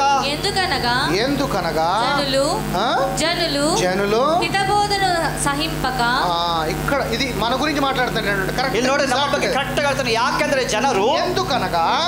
ಜನರು జనులు హితబోధను ಸ್ವಸ್ಥ ಬೋಧನೆಯನ್ನು సహింపక ಸಹಿಸಲಾರದೆ దురద చెవులు గలవారై. ఎలాంటి చెవులంట? ತೀಟೆ ಕಿವಿಗಳು. ತೀಟೆ ಕಿವಿಗಳು తమ స్వకీయ దురాశలను చాలా మంది ఏం చేస్తా ఉంటారు, దురద చెవులు కొరికేసుకుంటా ఉంటారు. వాళ్ళు ఏం ಮಾಡ್ತಾರೆ, ಕಿವಿಗಳು ಹತ್ರ ಹೋಗಿ ಮಾತಾಡ್ತಿರ್ತಾರೆ. నీకు విషయం తెలుసా? ನಿನಗೆ ವಿಷಯ ಗೊತ್ತಾ? వాళ్ళ కుటుంబం నాశనం అయిపోయిందంట. ಕುಟುಂಬ ಹಾಳಾಯ್ತು. నీకు విషయం తెలుసా? ನಿನಗೆ ವಿಷಯ ಗೊತ್ತಾ? వాళ్ళ కోడలు ఎవరితో వెళ్ళిపోయిందంట. ಅವ್ರು ಯಾರ ಜೊತೆ ಓಡೋಗಿದ್ದಾರೆ. ఈ చెవులు, ಇಂಥ ಕಿವಿಗಳು, దురద చెవులు, ಅದು ತೀಟೆಯ ಕಿವಿಗಳು. చుట్టూ సమాజంలో జరుగుతున్న వాటియే ನಿನ್ನ ಸಮಾಜದಲ್ಲಿ చెవులకి వినసంపుగా ఉంటాయి. ಅಂತ ಕಿವಿಗಳು ಕಡೆಗೆ ಇಂಪಾಗಿರುತ್ತೆ. వాడి కుటుంబం నాశనం అయిపోయిందా? ಅಂತ ಕುಟುಂಬ ನಾಶ ಆಯ್ತಾ? ఈ రోజు నేను ప్రశాంతంగా పడుకో, ಪ್ರಶಾಂತವಾಗಿ ನಿದ್ದೆ ಮಾಡ್ತೇನೆ. అరే ఎక్కడున్నాం మనం? ಎಲ್ಲಿದ್ದೀರ ನಾವು? ఎక్కడున్నాం? ಎಲ್ಲಿದ್ದೀರಿ? మనం అందరం దేవుని పిల్లలమే. ನಾವೆಲ್ಲ ದೇವರ ಮಕ್ಕಳು. నో క్రిస్టియన్, నో ముస్లిం, నో హిందూ. ಮುಸ್ಲಿಂ ಕ್ರೈಸ್ತರು ಹಿಂದೂ ಅಲ್ಲ. ఇది మనం ఏర్పరచుకున్నవి. ಇದು ನಾವು ఏర్పಡಿಸಿದ್ದೇವೆ. దేవుడికి మనం అందరం ఆయన పిల్లలమే. ದೇವರಿಗೆ ನಾವೆಲ್ಲರ ಹತ್ರ ಮಕ್ಕಳಾಗಿದ್ದೇವೆ. ఒకవేళ వాళ్ళ ఇంట్లో ఏదైనా బాధ జరిగితే, ಅವರ ಮನೆಯಲ್ಲಿ ಕಷ್ಟ ಆದರೆ, ఒకవేళ అది నీ చెవిని పడితే, ಕಿವಿಗೆ ಬಿದ್ದರೆ, వెళితే వాళ్ళ ఇంటికి వెళ్ళు, ಹೋದ್ರೆ ಅವ್ರ ಮನೆಗೆ ಹೋಗು. లేకపోతే నీ ఇంట్లో ఉండి వాళ్ళ కుటుంబం గురించి ప్రార్థన చేయి. ಕುಟುಂಬಕ್ಕಾಗಿ ಪ್ರಾರ್ಥನೆ ಮಾಡು. కానీ దురద చెవులు కలిగి, ತೀಟೆ ಕಿವಿಗಳು ಉಳ್ಳವರಾಗಿ, ఇలాంటి గాసిప్స్ గురించి, కరెంట్ అఫైర్స్ గురించి, ಇಂಥ ವಿಷಯಗಳ ಬಗ್ಗೆ ಕೇಳೋದಲ್ಲ. నీ యొక్క సమయాన్ని, ನಿಮ್ಮ ಸಮಯವನ್ನು, విలువైన సమయాన్ని ಬೆಲೆಯುಳ್ಳ ಸಮಯವನ್ನ వృధా చేసుకోమాకండి నా ವ್ಯರ್ಥ సహోదరి ಮಾಡಿಕೋಬೇಡ, సహోదరుడా. సహోదర సహోదరి. తర్వాత స్వకీయ దురాశలకు, దురద చెవులు గలవారే తీట తమ కివులవరా. స్వకీయ దురాశలకు అనుకూలమైన బోధలకు తమ కొరకు పోగు చేసుకుని, ఇలాంటి బోధలనే ದುರಾಶೆಗಳಿಗೆ ಅನುಕೂಲರಾದ ಅನೇಕ ಉಪದೇಶವನ್ನು ಇಟ್ಟುಕೊಳ್ಳುವರು. స్వకీయముగా ఉండేవంట. ಅವರು ಅನೇಕ ದುರಾಶೆಗಳಿಗೆ దురాశగా ఉండే ఉంటాయంట. ದುರಾಶವಾಗಿ ಇರುತ್ತದೆ. అలాంటి బోధనలు మనం ఏం చేస్తామంట? ಅಂತ ಉಪದೇಶವನ್ನು పోగేసుకుంటామంట. ನಾವು ಇಟ್ಟುಕೊಳ್ಳುವ ఎలాగ పోగేసుకుంటాము? ನಾವು ಅದು ಸೇರಿಸ್ಕೊಳ್ತೇವೆ. అక్కమ్మ పక్కమ్మ అందరూ కూర్చుంటారు, ಎಲ್ಲರೂ ಸೇರ್ತೇವೆ. ಎಲ್ಲಾರು ఈ ఇంట్లో అట్లా అంట, ఇది తెలుసా నీకు? ಆ ಮನೇಲಿ ಈ ತರ ಹೌದಾ ಗೊತ್ತಾ? ఇంట్లో ఇట్లా అంట, నీకు అది తెలుసా? ಈ ಮನೇಲಿ ಈ ತರ ಗೊತ್ತಾ? ఇలాగ పోగేసుకుని మరి ಈ ತರ ಎಲ್ಲರೂ ಸೇರಿ మన చెవులు దురద చెవులుగా, ಕಿವಿಗಳನ್ನು ತೀಟೆ ಕಿವಿಗಳಾಗಿ, ఇలాంటి జీవితాన్ని, దౌర్భాగ్యమైన జీవితాన్ని, ದೌರ್ಭಾಗ್ಯ ಜೀವನ, ఇలాంటి జీవితాన్ని మనం జీవిస్తున్నాము. ಜೀವನ ನೀವು ಜೀವಿಸ್ತಾ ಇದ್ದೇವೆ. వాళ్ళ గురించి మాట్లాడుతున్నాడు ప్రభు ఇక్కడ. ಇದು ಬಗ್ಗೆ ಮಾತಾಡ್ತಿದ್ದಾರೆ ದೇವರು. తర్వాత సత్యమునకు చెవినీయక, దేనికి చెవినివ్వంట మనము? ಸತ್ಯಕ್ಕೆ సత్యానికి మనం చెవినియము. ಸತ್ಯಕ್ಕೆ ಕಿವಿ ಕೊಡೋದಿಲ್ಲ. పనికిరాని దాని గురించి, పనికిరాని యొక్క కల్పన కథల వైపు, ಕಲ್ಪನಾ ಕಥೆಗಳಿಗೆ నీ చెవునిస్తావు. ಕಿವಿ ಕೊಡುತ್ತೀರಿ. ఈ రోజు ఒక హీరోయిన్ ఇంకోటి లేచిపోయిందంటే మనం చదివేస్తా ಇವತ್ತು ఉంటాం. ಇನ್ನೊಬ್ಬರ ಬಗ್ಗೆ ಅವರು ಓಡೋಗಿದ್ರೆ ಓದ್ತೇವೆ. చదవమా? ಓದಲ್ವಾ? కానీ బైబిల్ చదవం. ಆದ್ರೆ ಬೈಬಲ್ ಓದೋದಿಲ್ಲ. మిమ్మల్ని మీరే ప్రశ్నించుకోండి. ನಿಮ್ಮನ್ನು ಪರೀಕ್ಷೆ ಮಾಡಿಕೊಳ್ಳಿರಿ. సత్యమునకు చెవినీయక, ನೀವು కల్పన కథల వైపు, కల్పన కథల వైపుకు, ಅವರು ಸತ್ಯ ಬೋಧನೆಗೆ ಕಿವಿ ಕೊಡದೆ ಕಲ್ಪನಾ ಕಥೆಗಳನ್ನು, ఎన్ని క్రైమ్ స్టోరీస్ జరుగుతున్నాయి, ಎಷ್ಟು ಒಂದು ಅಕ್ರಮಗಳು ನಡೀತಾ ಇದ್ದಾವೆ. ఆ కల్పన కథల వైపు మనం తిరుగుతున్నాము. ಆ ಕಲ್ಪನಾ ಕಥೆಗಳ ఈ ಕೇಳ್ತೇವೆ. రోజున ఎంత మంది పాత రోజుల్లో నవల్స్ బాగా చదివేవాళ్ళు, ಗೊತ್ತಾ? ಹಳೆ ಕಾಲದಲ್ಲಿ ಅನೇಕರು ಒಂದು ಕಥೆಗಳನ್ನು ಓದ್ತಾ ಇದ್ದು, ಪುಸ್ತಕಗಳು, ಕಥೆ ఈ రోజు ಪುಸ್ತಕಗಳು. ఇంత టెక్నాలజీ ఉంది, ఆ రోజుల్లో లేదు కదా. ಇವತ್ತು ಇಷ್ಟು ಟೆಕ್ನಾಲಜಿ ಇದೆ, ಅವತ್ತು ಇರಲಿಲ್ಲ. ఎక్కడో అది జరిగిందో జరగదో కూడా తెలియదు, కానీ ఆ నవలను చదివి ಅದು ನಡೀತೋ ಇಲ್ವో ಗೊತ್ತಿಲ್ಲ. ಕಥೆ ఆ రోజుల్లో ಪುಸ್ತಕಗಳು జీవన ಓದಿ విధానం నడిచేది. ಆ ಜೀವನ ತರ ನಡೀತಾ ಇತ್ತು. అలాంటి కల్పన కథల వైపు, ಅಂತ ಕಲ್ಪನಾ ಕಥೆಗಳ ಕಡೆಗೆ తిరుగు కాలము వచ్చును, ಕೇಳುವುದು వచ్చును. ఈ రోజు ఏటి చూసిన కరెంట్ అఫైర్స్, ಇವತ್ತು ಎಲ್ಲಿ ನೋಡಿದ್ರು ಕೂಡ ತಪ್ಪಂತ ಸಂಬಂಧಗಳು, ఈ రోజు ఏటి చూసిన క్రైమ్ స్టోరీస్, ಎಲ್ಲಿ ನೋಡಿದ್ರು ಅಪರಾಧಗಳು, ఇలాంటివే మనం వినటానికి ಅದು ಕೇಳಕ್ಕೆ మనకి సమయం ఉంటది, కానీ ನಮಗೆ ಸಮಯ ಇರುತ್ತೆ. అదే దేవుని సన్నిధిలో ప్రార్థించడానికి, మోకరించడానికి, దేవుని దగ్గర నీ మొరను వినటానికి నీ దగ్గర సమయం లేదు. ಅದೇ ದೇವರ ಸನ್ನಿಧಿಯಲ್ಲಿ ಮೊಣಕಾಲು ಹಾಕಲಿಕ್ಕೆ, ವಿಜ್ಞಾಪನೆ ಮಾಡಲಿಕ್ಕೆ, ಪ್ರಾರ್ಥನೆ ಮಾಡಲಿಕ್ಕೆ ನಿಮಗೆ ಸಮಯ ಇರೋದಿಲ್ಲ. నాకు ఏమీ కావట్లేదయ్యా, నాకు ఎటువంటి ನನಗೆ ಏನು ಅದ್ಭುತ ನಡೀತಾ ಇಲ್ಲ. ఎలా తగ్గిద్ది? ಹೇಗೆ దేవుడు ఏం చెప్తున్నాడు? ದೇವರು ಏನು ಹೇಳ್ತಿದ್ದಾರೆ? సత్యమును అనుసరించండి, ಸತ್ಯವನ್ನು ಹಿಂಬಾಲಿಸು, కల్పన కథల వైపు కాదు, ಕಲ್ಪನಾ ಕಥೆಗಳ ಕಡೆಗೆ ಅಲ್ಲ. తర్వాత అయితే నీవు అన్ని విషయములలో, ಆದ್ರೆ ನೀನು ಎಲ್ಲ ವಿಷಯಗಳಲ್ಲಿ ಸ್ವಸ್ಥಚಿತ್ತನಾಗಿರು. ఉండాలంట. మనం అన్ని విషయములలో కూడా మితముగా ఉండాలి. ಎಲ್ಲ ವಿಷಯಗಳಲ್ಲಿ ಸ್ವಸ್ಥಚಿತ್ತರಾಗಿರು. అంటే తగినంత దాంట్లోనే మనం ఉండాలంట. ನಾವು ತಕ್ಕ ಹಾಗಿರಬೇಕು. చాలా మంది ಅನೇಕರು ఫ్రీడమ్ ఇస్తే, ಸ್ವಾತಂತ್ರ್ಯ ಕೊಟ್ಟರೆ అడ్వాంటేజ్ గా తీసుకుంటారు. ಅದನ್ನು ತಪ್ಪಾಗಿ ಉಪಯೋಗ ಮಾಡ್ತಾರೆ. స్వతంత్రంలో నువ్వు స్వతంత్రంగా జీవించవు. ಕೊಡುವಂತ ಸ್ವಾತಂತ್ರ್ಯದಲ್ಲಿ ಸ್ವತಂತ್ರರಾಗಿರಬೇಕು. అడ్వాంటేజ్ తీసుకుని ఇంకా ఏదో కావాలి, ತಪ್ಪಾಗಿ ಇನ್ನ ಏನೋ ಬೇಕು. సో ఇలాంటి మితము లేని జీవితం జీవించిన రోజున ಇಂಥವೆಲ್ಲ ಜೀವನವನ್ನ దేవుని యొక్క ఉగ్రత నీ మీదకి వస్తుంది. ದೇವರ ಉಗ್ರತೆ ನಿನ್ನ ಮೇಲೆ ಬರುತ್ತೆ. నీలో మితము కలిగిన, ನಿನ್ನಲ್ಲಿರುವಂತ ಮಿತದಲ್ಲಿ ఉన్నదాంతో సర్దుకుపోయే ಇರೋದ್ರಲ್ಲಿ ನೀನು ಸರಿ ಮಾಡ್ಕೊಂಡು ಹೋಗಬೇಕು. తర్వాత శ్రమపడుము, సువార్త కార్తిక్కుని పని చేయము, నీ పరిచర్యను. ఓకే ఇది వదిలేసండి, ఇక్కడ వదిలే, ఇక్కడ చాలు ఇక. సో ఇలాంటి కల్పన కథల వైపున మన యొక్క జీవితము, మన ఆలోచన ఉండకూడదు. ಇಂಥ ಕಲ್ಪನಾ ಕಥೆಗಳ ಕಡೆಗೆ ನಮ್ಮ ಜೀವನ ಆಲೋಚನೆ ಇರಬಾರದು. ఈ రోజు నుంచే, ಈ ದಿನದಿಂದ నీవు ఇలాంటి యొక్క గాసిప్స్ కానీ నీ చెవులు ఇవ్వ మాకు. ನೀವು ಇಂಥ ಒಂದು ನಿನ್ನ ಕಿವಿಗಳಿಗೆ ಕೊಡಬೇಡ. ఇలాంటి జీవితము కాదు నీ ಅರಟೆ ಮಾತುಗಳ ಕಿವಿ కోరుకునేది. ಇಂಥ ಜೀವನ ದೇವರಿಗೆ ಇಷ್ಟ ಇಲ್ಲ. సో ఇప్పుడు ఇంకొక స్టెప్ వెళ్దాం మనం. ಈಗ ಒಂದು ಹೆಜ್ಜೆ ಮುಂದಕ್ಕೆ ಹೋಗೋಣ.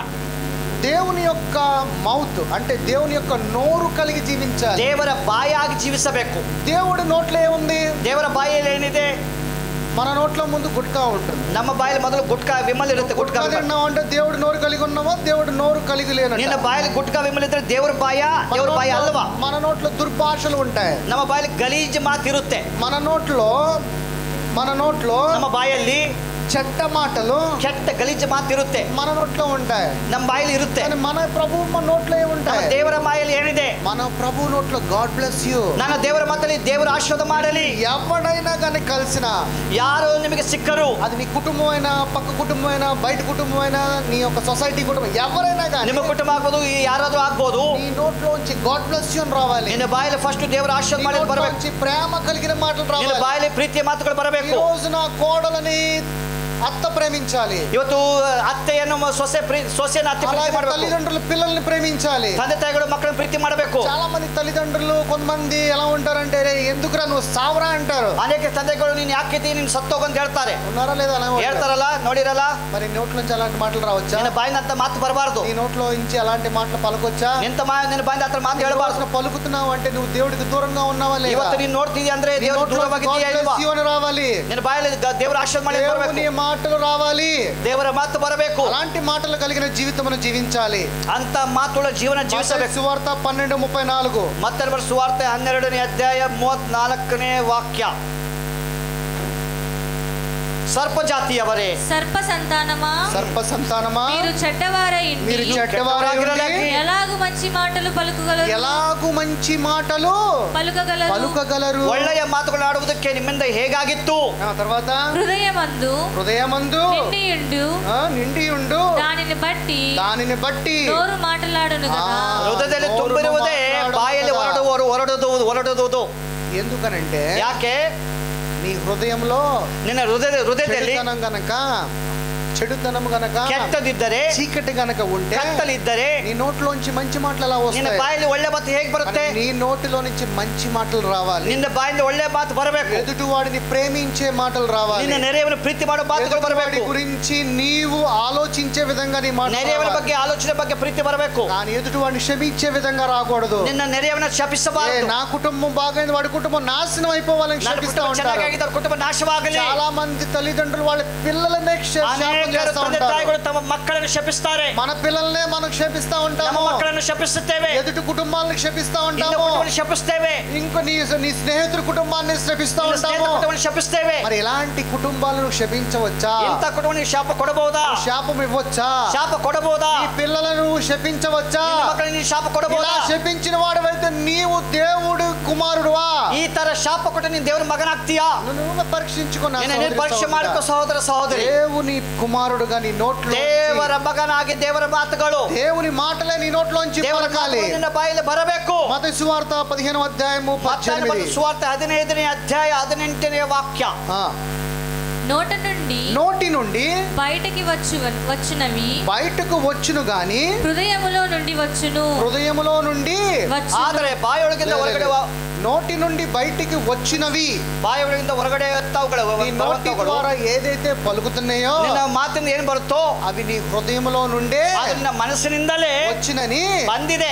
ఇవి మనుషుని అపవిత్రపరచమని మీరు గ్రహింపరా? ಇವೇ ಮನುಷ್ಯನ ಮೇಲೆ ಮಾಡುವುದು, ಹೊಲೆ ಮಾಡುವುದು.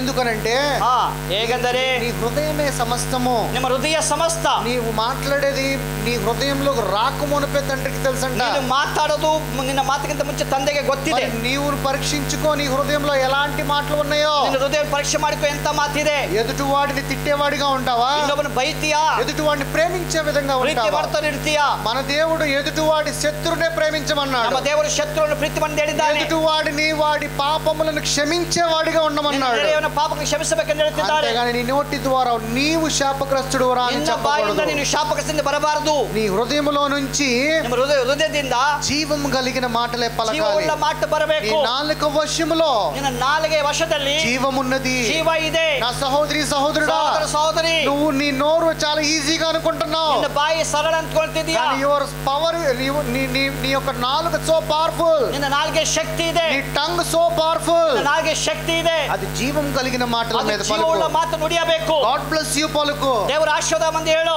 దేవుడి యొక్క మాటలను పలుకు. ದೇವರ ಮಾತನ್ನು ನುಡಿ. ప్రేమ కలిగిన మాటలు పలుకు. ಪ್ರೀತಿಯ ಮಾತನ್ನು ನುಡಿ. ఎలాంటి మాటలు మాట్లాడాలో ఒకసారి ఆలోచించుకుని ಏನು మాట్లాడు. ಮಾತಾಡಬೇಕು ಆಲೋಚನೆ ಮಾಡಿ ಮಾತಾಡು. అలాగే 15:11కు రండి. ಅದೇ ತರ 15:11 ವಾಕ್ಯ. 11 అదే అధ్యాయము 11. నోట పడునది మనుషుని మనము మన నోటి ద్వారా ఏది కనుక తిన్నా గానీ ಮಾಡುವುದಿಲ್ಲ. మనం నోటి ద్వారా ఇప్పుడు మనం సపోజ్ ఇప్పుడు అన్నం తింటాం ನೋಡ್ರಿ, ನಾವು ಊಟ ಮಾಡ್ತೇವೆ. అన్నము నిన్ను ಆ ಅನ್ನ ನಿಮಗೆ అపవిత్రత పరచదంట. ಅದು ಅಪವಿತ್ರ ಮಾಡುವುದಿಲ್ಲ. నీ హృదయంలోంచి వచ్చే నీ నోటి ద్వారా ಆದರೆ ಹೃದಯದಿಂದ ಬರುವಂತದ್ದು నిన్ను పవిత్రపరుస్తుంది. ನಿನಗೆ ಒಲೆ ಮಾಡುತ್ತದೆ, ಅಪವಿತ್ರ ಮಾಡುತ್ತದೆ. నీ నోటి నుండి వచ్చినది మనుషుని అపవిత్రపరచునని వారితో చెప్పను. ఎట్లా కూడా అపవిత్ర పరచదు. నీ హృదయంలో నుంచి వచ్చేదే నిన్ను పాపాన్ని. ಬಾಯಿ ಒಳಗಡೆ ಹೋಗೋದು ಅಪವಿತ್ರ ಮಾಡುವುದಿಲ್ಲ, ಬಾಯಿಂದ ಬರುವಂತ ವಿಷಯನೇ ಅಪವಿತ್ರ ಮಾಡುತ್ತದೆ. అందుకని మనం మాట్లాడేటప్పుడు ఆలోచించుకుని మాట్లాడాలి. ಮಾತಾಡುವಾಗ ಆಲೋಚನೆ ಮಾಡಿ ಮಾತಾಡಬೇಕು. అపొస్తలుల కార్యము 3:8-18. ಅಪೊಸ್ತಲ ಕಾರ್ಯಗಳು 3ನೇ ಅಧ್ಯಾಯ 18ನೇ వాక్య. అయితే దేవుడు తన క్రీస్తు శ్రమపడనని సమస్త ప్రవక్తల నోట ముందుగా ప్రచురపరిచిన విషయములను ఇలాగా నెరవేర్చెను. అంటే ప్రవక్తల నోట నుంచి ఏం పలికించాడు? ಪ್ರವಾದಿಗಳ ಮೂಲಕವಾಗಿ ಏನು ನುಡಿದ್ರು ಗೊತ್ತಾ? ప్రవచించాడు. ప్రవాదనే ಬಂತು. ప్రొఫెసీ చెప్పాడు. ప్రవాదనే ನುಡಿಯಿತು. యేసు ప్రభు గురించి ప్రొఫెసీ చెప్పాడు. ಬಗ್ಗೆ ಪ್ರವಾದನೆ ಬಂತು. ప్రతి ప్రొఫెసీ యేసు నామములో అది నెరవేరబడింది. ప్రవాదನೆಗಳು యేసుವನ್ನು నెరవేర్పడాలి. అంటే ప్రవక్తల నోటలో ఎలాంటి మాటలు? ప్రవాదಗಳ బాయిಗಳಿಂದ ಮುಂಚಿತವಾಗಿ ಹೇಳಿದ ಮಾತುಗಳು, జీవము కలిగిన మాటలు పెట్టాడు. ಮಾತುಗಳು. సో అలాంటి మాటలు నీలో నాలో మనందరిలో ఉండాలి. నిన్నలి నన్నలి ಎಲ್ಲರಲ್ಲಿ ಇರಬೇಕು. ఈ రోజు మనం ఇక్కడ కూర్చున్నాం కదా, ನಾವು ಕೂತ್ಕೊಂಡಿದ್ದೀವಲ್ಲ, మనమందరం ఒక ఇంటిలో ఒక కుటుంబం. ನಾವೆಲ್ಲ ಒಂದು ಮನೆಯವರಾಗಿದ್ದೇವೆ. మన కుటుంబంలో నుంచి వేరుగా ఉన్న వాళ్ళు ಬೇರೆ ಇರೋರು వాళ్ళను కూడా అలాగే ప్రేమించి ಅವರನ್ನು ಕೂಡ ಅದೇ ತರ ಪ್ರೀತಿ ಮಾಡಿ ಇಲ್ಲಿಗೆ ತರಬೇಕು, కుటుంబంలోకి తీసుకురావాలి. ನಿನ್ನ ಮನೆಯಲ್ಲಿ ತರ್ಕೊಂಡು ಬರುತ್ತಾರೆ. అలాంటి మాటలే ಅಂತ ಮಾತುಗಳು చాలా మంది ఏమంటారంటే, మీరు మాట్లాడుతుంటే బలి సంతోషంగా ఉందండి, ಮನೆಯಲ್ಲಿ ನೀವು ಮಾತ್ರ ಬಹಳ ಸಂತೋಷ ಆಗುತ್ತೆ, మీ మాటలు నాకు ఇన్స్పిరేషన్ గా ఉన్నాయి ನಿನ್ನ ಮಾತುಗಳು ನನಗೆ ಪ್ರೇರೇಪಣೆ ಮಾಡುತ್ತೆ, నీ మాటలు నన్ను కొంచెం ఉజ్జీవంగా ఉంచేలాగా ఉన్నాయి అంటారు. ಉಜ್ಜೀವನ ಮಾಡುತ್ತದೆ, నీ మాటలు నాకు సమాధానంగా ఉన్నాయి నీ అంటారు. ಮಾತುಗಳು ನನಗೆ ಸಮಾಧಾನ ಆಗುತ್ತೆ, నీ మాటలు చాలా హాయిగా ఉన్నాయి అంటారు. ತುಂಬಾ ಚೆನ್ನಾಗಿರುತ್ತದೆ. యేసు ప్రభు పలికింది కూడా అదే. యేసు స్వామి ಹೇಳಿದ್ದು అదే. అలాగే ఇన్స్పిరేషనల్ గా మాట్లాడాడు, ನೀವು ಪ್ರೇರೇಪಣೆ ಆಗಿ ಮಾತಾಡಿದ, సమాధానంగా మాట్లాడాడు, సమాధానంగా మాట్లాడిದ, ప్రేమగా మాట్లాడాడు, ಪ್ರೀತಿಯಾಗಿ ಮಾತಾಡಿದ, జాలిగా మాట్లాడాడు, దయగా మాట్లాడిದ. మనం అందరం ఒకటే అన్నాడు. ನಾವೆಲ್ಲರೂ ಒಂದೇ ಎಂದು ಹೇಳಿದ. ఇలాంటి ఒక మాట నీ నోటి నుంచి ಇಂಥ పలకాలి, ಮಾತುಗಳು ನನ್ನ ಬಾಯಲ್ಲಿ ಬರಬೇಕು. అంతేగాని దుర్భాషలు మాట్లాడటానికి ಅಷ್ಟೇ కాదు. ಹೊತ್ತು ದುರ್ಭಾಷೆ ಕೆಟ್ಟ ಮಾತುಗಳಲ್ಲ. అలాంటి ఒక మాటలు మన నోటి ద్వారా పలకకూడదు. ಅಂಥ ಮಾತುಗಳು ನಮ್ಮ ಬಾಯಿಂದ ನುಡಿಯಬಾರದು. లూకా సువార్త 4:22. ಲೂಕನ ಸುವಾರ್ತೆ 4ನೇ ಅಧ್ಯಾಯ 22ನೇ ವಾಕ್ಯ. కొంచెం త్వరగా అమ్మా. అప్పుడు అందరూ ఆయన గురించి సాక్ష్యం ఇచ్చుచు ఆయన నోట నుండి వచ్చిన దయగల మాటలకు ఆశ్చర్యపడి ఈయన యేసేపు కుమారుడు కాడా ಎಲ್ಲರೂ కూర్చుండగా ಆತನನ್ನು ಹೊಗಳಿ ಆತನ ಬಾಯಿಂದ ಹೊರಡುವ ಇಪ್ಪಾದ ಮಾತುಗಳಿಗೆ ಆಶ್ಚರ್ಯಪಟ್ಟು ಇವರು ಯೋಸೇಫನ ಮಗನಲ್ಲವೇ? అప్పుడున్న పరిసయ్యులు ఎవరి గురించి అడుగుతున్నారు? ಪರಿಸರ ಯಾರ ಬಗ್ಗೆ ಕೇಳ್ತಿದ್ದಾರೆ? యేసు ప్రభు గురించి మాట్లాడుతున్నారు. యేసు ಬಗ್ಗೆ ಕೇಳ್ತಿದ್ದಾರೆ. అరే ఏంట్రా ఈయన యేసేపు కుమారుడు కాడా? యేసోఫನ మగనಲ್ಲ. వడ్రంగి యేసేపు కుమారుడు కాడా? బడిగి యోసేఫನ మగనಲ್ಲ. ఎందుకంటే ఇతనిలో ఎంత మంచి దయగలిగిన మాటలు, ఇಷ್ಟು దయవుಳ್ಳ ಮಾತು ಹೇಗೆ ఆశ్చర్యపడిపోతున్నారంట, ఆశ్చర్యపడుತ್ತಿದ್ದಾರೆ. అంటే ఈ మాటలు దయ కలిగిన మాటలు ఏం చేస్తాయంటే, మాటలు దయవుಳ್ಳ మాటలు ఏನಾಗುತ್ತೆ? ఆశ్చర్యపಡುವ ಹಾಗೆ ಮಾಡುತ್ತೆ, అద్భుత పరిచే విధంగా, అద్భుత పಡುವ ಹಾಗೆ. అలాంటి మాటలు మన నోటితో పలకాలంట. మాటలు బరಬೇಕು. ఈ రోజు నువ్వే పరీక్షించుకున్న సహోదరి, అలాంటి మాటలు నీ నోటి ద్వారా పలుకుతున్నావా? మాటలు ನುಡಿತಾ ಇದೀಯಾ? రోమీయుల రాసిన పత్రిక 8 రోమపత్రిక పుస్తక 8ನೇ ಅಧ್ಯಾಯ 10వ అధ్యాయము 10ನೇ ಅಧ್ಯಾಯ 8. 10ನೇ ಅಧ್ಯಾಯ 9ನೇ ವಾಕ್ಯ 8ನೇ ವಾಕ್ಯ. అదేమని చెప్పుచున్నది? అదేమని చెప్పుచున్నది? వాక్యము నీ యొద్దను, వాక్యము నీ యొద్దను, నీ యొద్దను, నీ నోటను, నీ నోటను, నీ హృదయములోను నీ ఉన్నది. హృదయములోను ఉన్నది. అది మేము ఒక్క ప్రకటించు. నిమిషం, వాక్యం ఎక్కడ ఉండాలంట? ವಾಕ್ಯ ಎಲ್ಲಿದೆ ಗೊತ್ತಾ? మన నోట్లో ఉండాలంట. ಮನಸ್ಸಲ್ಲಿ ಇರಬೇಕು, ಬಾಯಲ್ಲಿ ಇರಬೇಕು. మన నోరులో నాలుగు వశంలో ఏమున్నది? ನಿನ್ನ ಬಾಯಲ್ಲಿ 4 ವರ್ಷದಲ್ಲಿ ಏನಿದೆ ಗೊತ್ತಾ? జీవమున్నది. ಜೀವ ಇದೆ. ఎదుటి వాడి యొక్క సహోదరుడి యొక్క సమస్యలలో ನೆರೆಯವರ ಕಷ್ಟಗಳಿಗೆ జీవము కలిగిన వాక్య ಜೀವವುಳ್ಳ ಮಾತುಗಳು ಮಾತಾಡುವಾಗ ఎదుటి వారి యొక్క శ్రమల మీద నువ్వు ಆ ನೆರೆಯ ಕಷ್ಟಗಳ ಮೇಲೆ అలాంటి యొక్క మాటలు మనలో ఉండాలంట. తర్వాత ಅಂತ ಮಾತುಗಳು ಇರಬೇಕು ನಮ್ಮಲ್ಲಿ. అది మేము ప్రకటించు విశ్వాస అది వాక్యమే. మేము ప్రకటించు విశ్వాస వాక్యమే. ಆ ವಾಕ್ಯವು ನಾವು ಸಾರುವ ನಂಬಿಕೆಯ ವಿಷಯವಾದ ವಾಕ್ಯವೇ. తర్వాత అదేమనగా యేసు ప్రభువని నోటితో ఒప్పుకొని, యేసు ప్రభువని, ಯೇಸು ಕ್ರಿಸ್ತು ಯೇಸು ಕರ್ತನೆಂದು ಬಾಯಿಂದ ಅರಿಕೆ ಮಾಡಿಕೊಂಡು, రక్షకుడని, ನನ್ನ ರಕ್ಷಕನೆಂದು, ಸೇವಿಯರ್ అని, ನನ್ನ ರಕ್ಷಕನೆಂದು, he is my king అని, ಆತ ನನ್ನ ರಾಜನು, he is my boss అని, ಆತ ನನ್ನ ಯಜಮಾನನು, నీ నోటితో ఒప్పుకోవాలంట. ನಿನ್ನ ಬಾಯಿಂದ ನೀನು ಒಪ್ಪಿಕೋಬೇಕು. తర్వాత దేవుడు మృతులలో నుండి దేవుడు ఆತను సత్తోనిಂದ ఆయనను లేపెనని ఎప్పిస్తನೆಂದು నీ హృదయమందు విశ్వసించిన ఎడల నీవు రక్షింపబడదు, ನಿನಗೆ ರಕ್ಷಣೆ ಆಗುವುದು. ఇప్పుడు ఏమంటాడు ఇక్కడ? ಇಲ್ಲಿ ಏನ್ ಹೇಳ್ತಾ ಗೊತ್ತಾ? బాప్తిజం తీసుకుంటే రక్షింపబడతావు అంటున్నాడు. ಬಾಪ್ತಿಸಂ ದೀಕ್ಷಿತ ಪಡ್ಕೊಂಡು ರಕ್ಷಣೆ ಅಲ್ಲ, నోటితో పలికితే రక్షింపబడతావు. ಬಾಯಿಂದ ನುಡಿವಾಗ ರಕ್ಷಣೆ. అర్థమవుతుందా? ಅರ್ಥ ಆಗ್ತಿದೆಯಾ? బాప్తిజం తీసుకుంటే కాదు, బాప్తిజం అనేది నీ శరీరానికి అర్థం అవటం కోసం. ದೀಕ್ಷೆ ಸ್ಥಾನ ಶರೀರಕ್ಕೆ ಅರ್ಥ ಆಗೋದಕ್ಕಾಗಿ. ఎందుకంటే మన ఈ మట్టి బుర్రలో ನಮ್ಮ ಒಂದು ಮಣ್ಣಿನ ಮೆದುಳು, అందుకని మనం చూస్తేనే కానీ నమ్మం కదా. ನೋಡಿದ್ರೆ ನಂಬ್ತೇವೆ. ఫిజికల్ గా నువ్వు కమిట్ అయితే కానీ ನೋಡಿದ್ರೆ ನಂಬುತ್ತೇವೆ. అందుకనే ಅದಕ್ಕಾಗಿ నీ కొరకు ನಿನಗಾಗಿ ప్రభువు సాదృశ్యముగా బాప్తిజం తీసుకుని ದೇವರು ಸಾದೃಶ್ಯವಾಗಿ ದೀಕ್ಷೆ ಪಡ್ಕೊಂಡ. నిన్ను కూడా అలా చేయమన్నాడు. ನಿನ್ನನ್ನು ಅದರ ಮಾಡು ಎಂದು ಹೇಳಿದ.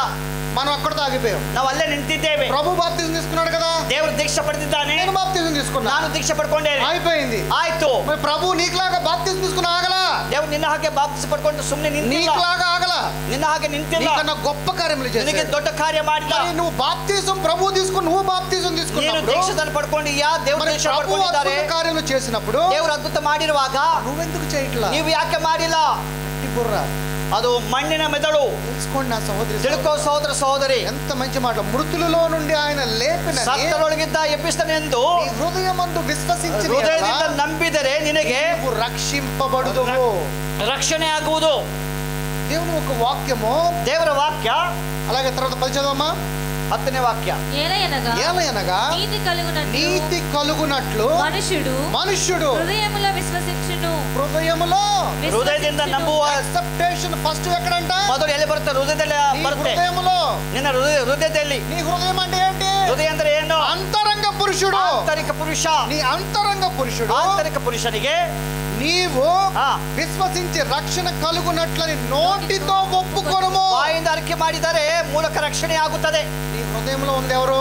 ಹೃದಯದಲ್ಲಿ ಯಾರಿದ್ದಾರೆ? నిజమైన వాడు, ನಿಜವಾದ ದೇವರು, నిజವಾದ నీ హృదయం అనే అంతరంగ పురుషుడు ఆయన యొక్క హృదయంలో విశ్వసించాలి. ಹೃದಯವೆಂಬ ಆಂತರಿಕ ಪುರುಷನು ಆತನ ನಂಬಬೇಕು. విశ్వసించడం అంటే ನಂಬೋದೆಂದರೆ ఎక్సెప్టేషన్, ಅದನ್ನು ಸ್ವೀಕಾರ ಮಾಡೋದು. అలాగ స్వీకార ಮಾಡಿ విశ్వసించి ನಂಬಿ నీ నోటితో ಬಾಯಿಂದ ఒప్పుకొనిన రోజున ಮಾಡಿ నీవు రక్షింపబడు. రక్షణೆ ಹೊಂದುತ್ತೀಯಾ? ఇది నిజమైన రక్షణ. ಇದು నిజವಾದ రక్షಣೆ. సత్యమును తెలుసుకోవటమే నిజమైన రక్షణ. సత్యం తిಳುಕೊಳ್ಳೋದೇ నిజವಾದ రక్షಣೆ. శరీరానుసారంగా నీటి బాప్తిజం తీసుకునేది కాదు రక్షణ. నీరిನ బాప్తిసం అಲ್ಲ.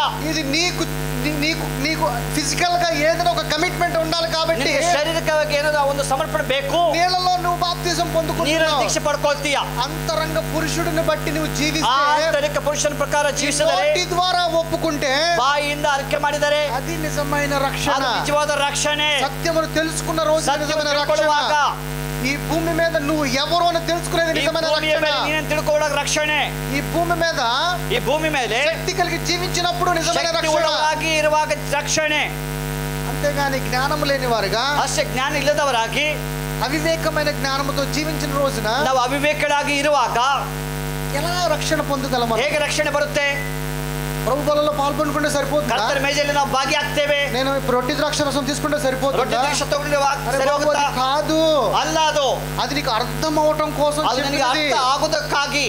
వాక్యము మత్తయి సువార్త నుంచి ಮತ್ತೆ ಸುವಾರ್ತೆಯಿಂದ ప్రకటన గ్రంథం వరకు కూడా ಪ್ರಕಟಣೆವರೆಗೂ ಕೂಡ వాక్యము రూపము మార్చుకుంటూ వస్తుంది. ವಾಕ್ಯ ಬದಲಾಗುತ್ತಾ ಬರುತ್ತೆ. అలాగే నిన్ను నువ్వు కూడా ನೀನು ಕೂಡ శరీరానుసారమైన జీవితము నుంచి ಶರೀರ ಜೀವನವನ್ನು ಬಿಟ್ಟು ఆత్మానుసారమైన జీవితము ప్రవేశించాలి. ಜೀವಕ್ಕೆ ಬರಬೇಕು. అది రక్షణ. ಅದು ರಕ್ಷಣೆ. నువ్వు అదే శరీరంలో ఆగిపోకూడదు. ಅದೇ ಶರೀರದಲ್ಲಿ ನಿಂದ್ರಬಾರದು. ఇప్పుడున్న సంఘం ఇదే చేస్తుంది. ಈಗ ಸಭೆ ಇದು ಮಾಡ್ತಿದೆ. ఈ రోజున ಇವತ್ತು దేవుడు ఇటేపు ఉంటే ದೇವರು ಈ ತರ ಇದ್ದಾರೆ, సంఘం ఇటేపు ఉంది. ಸಭೆ ಆ ಕಡೆ ಇದೆ. ఇదే సంఖ్యలో ఇప్పుడు జరుగుతున్న ಈ ದಿನಮಾನ ಈ ತರ ನಡೀತಾ ಇದೆ. దేవుడు అటు చెప్తున్నాడు, ದೇವರು ಆ ತರ ಹೇಳ್ತಿದ್ದಾರೆ, సంఘం ఇటు వెళ్ళని ಸಭೆ చెప్తుంది. ಈ ಕಡೆಗೆ ಹೇಳ್ತಿದೆ. ఇక్కడ ఉన్నావు, నువ్వు అదృష్టవంతుడివి. ನೀವು ಇದೆಯಲ್ಲ ಬಹಳ నిజమైన సువార్తను వింటున్నావు నా సహోదరి. ನಿಜವಾದ ಸುವಾರ್ತೆ ಕೇಳ್ತಿದ್ದ ಸಹೋದರ ಸಹೋದರಿ. ఆత్మానుసారమైన జీవితం, ಆತ್ಮಾನುಸಾರ ಜೀವನ ಹೇಗೆ ಆರಂಭಿಸಬೇಕು? ಸತ್ಯದಿಂದ, ಆತ್ಮతో, ಆತ್ಮದಿಂದ, ಪೂರ್ಣ ಮನಸ್ಸಿನಿಂದ, ಪೂರ್ಣ ಮನಸ್ಸಿನಿಂದ, ಜ್ಞಾನದಿಂದ ಆರಂಭಿಸಬೇಕು.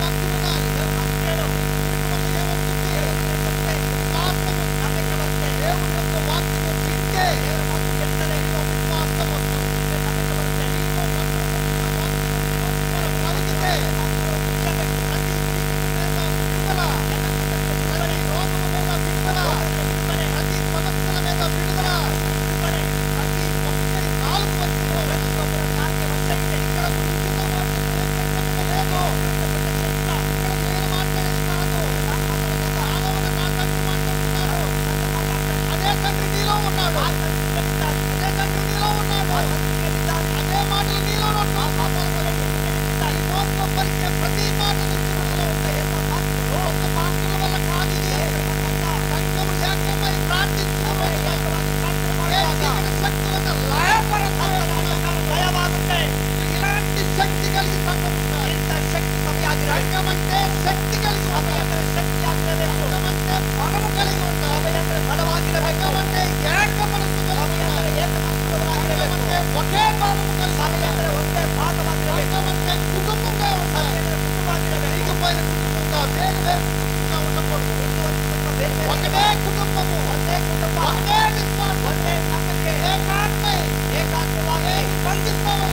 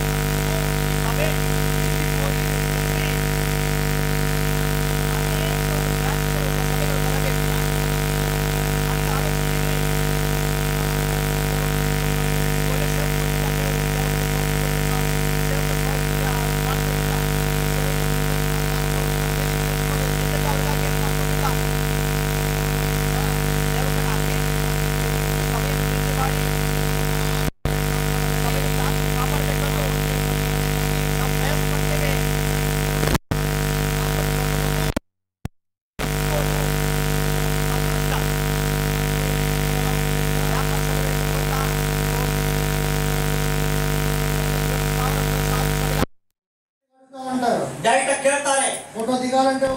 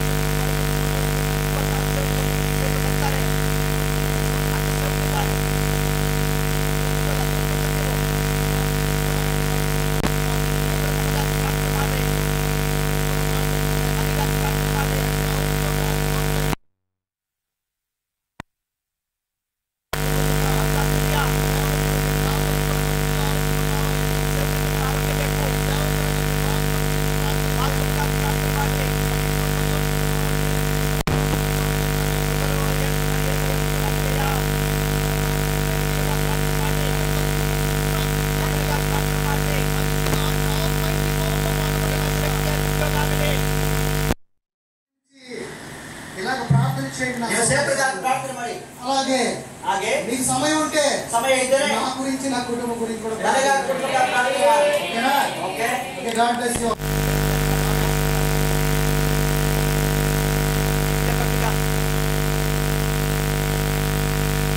हालेलुया हालेलुया बोलो यीशु मसीह की बोलो यीशु मसीह की हालेलुया నేను మాత్రం పాటలు కాదు మన అయ్యగారు ఇద్దరు కూడా మీకు సేవకులే. हालेलुया మన అయ్యగారు మన సంఘ కాపరి. ఆమేన్. ఎక్కడికి పోయినా మీకు వదిలేదు లేదు. हालेलुया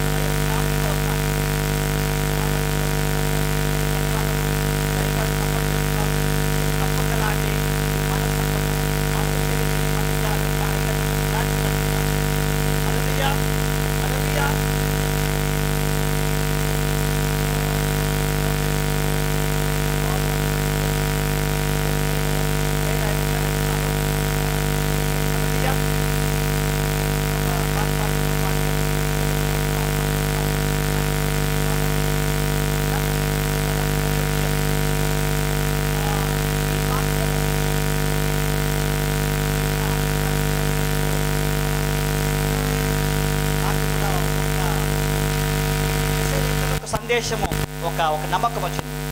ప్రేయర్ అయిన తర్వాత మనం అందరూ చెల్లి అక్కడ ఆ జాగ్రత్త నిలబడి ప్రేయర్ చేస్తాం. దేవుడు ఈ వారమే అద్భుతం చేస్తాడు అని నా నమ్మకం, నా విశ్వాసం. హల్లెలూయా. నా బ్యాంక్ అకౌంట్లో 256 రూపాయలు ఉంది. ఎంత ఉంది? 256 రూపాయలు నా బ్యాంక్ అకౌంట్లో ఉంది. కానీ దేవుడు అద్భుతం చేస్తాడు. అయ్యగారు సంఘం అంతా వెళ్ళి మనం అక్కడ ప్రేయర్ చేద్దాము. ప్రేయర్ చేసిన వెంట 2 చేపలను 5,000 మందికి పంచిచ్చిన దేవుడు ఉన్నాడు ఇక్కడ. ఆమేన్. హల్లెలూయా.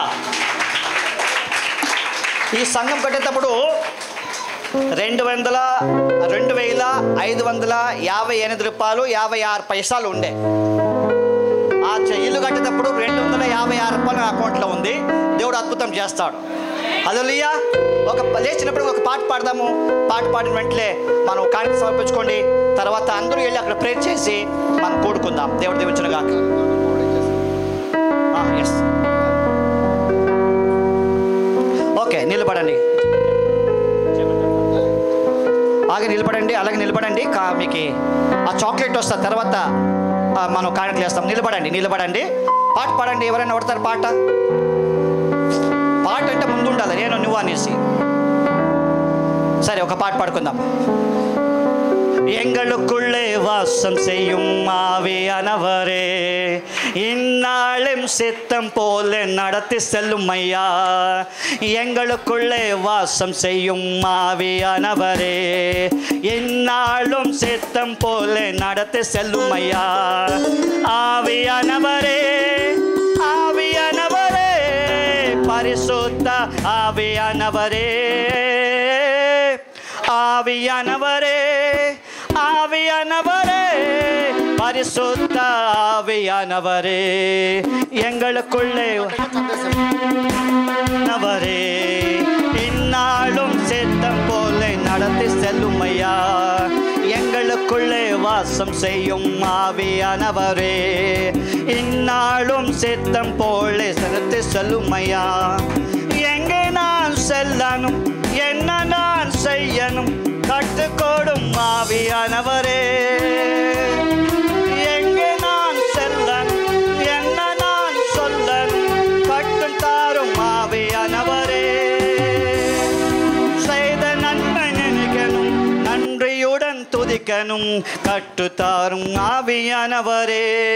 செய்த நன்மை நினைக்கணும், ஆவியுடன் தரிக்கணும், கற்றுத்தாரும் ஆவியானவரே. ஆவியானவரே, ஆவியானவரே, பரிசுத்த ஆவியானவரே,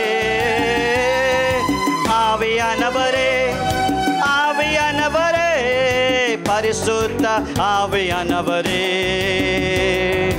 எங்களுக்குள்ளே வாசம் செய்யும் ஆவியானவரே இந்நாளும் நாம் நடத்தி செல்லும் ஐயா எங்களுக்குள்ளே வாசம் செய்யும் ஆவியானவரே இந்நாளும் நடத்துக்குள்ளே நடத்தி செல்லும் ஐயா கவலை கண்ணீர் மார்க்கணும் கர்த்தராயே துதிக்கணும் கற்றுத்தாரும் ஆவியானவரே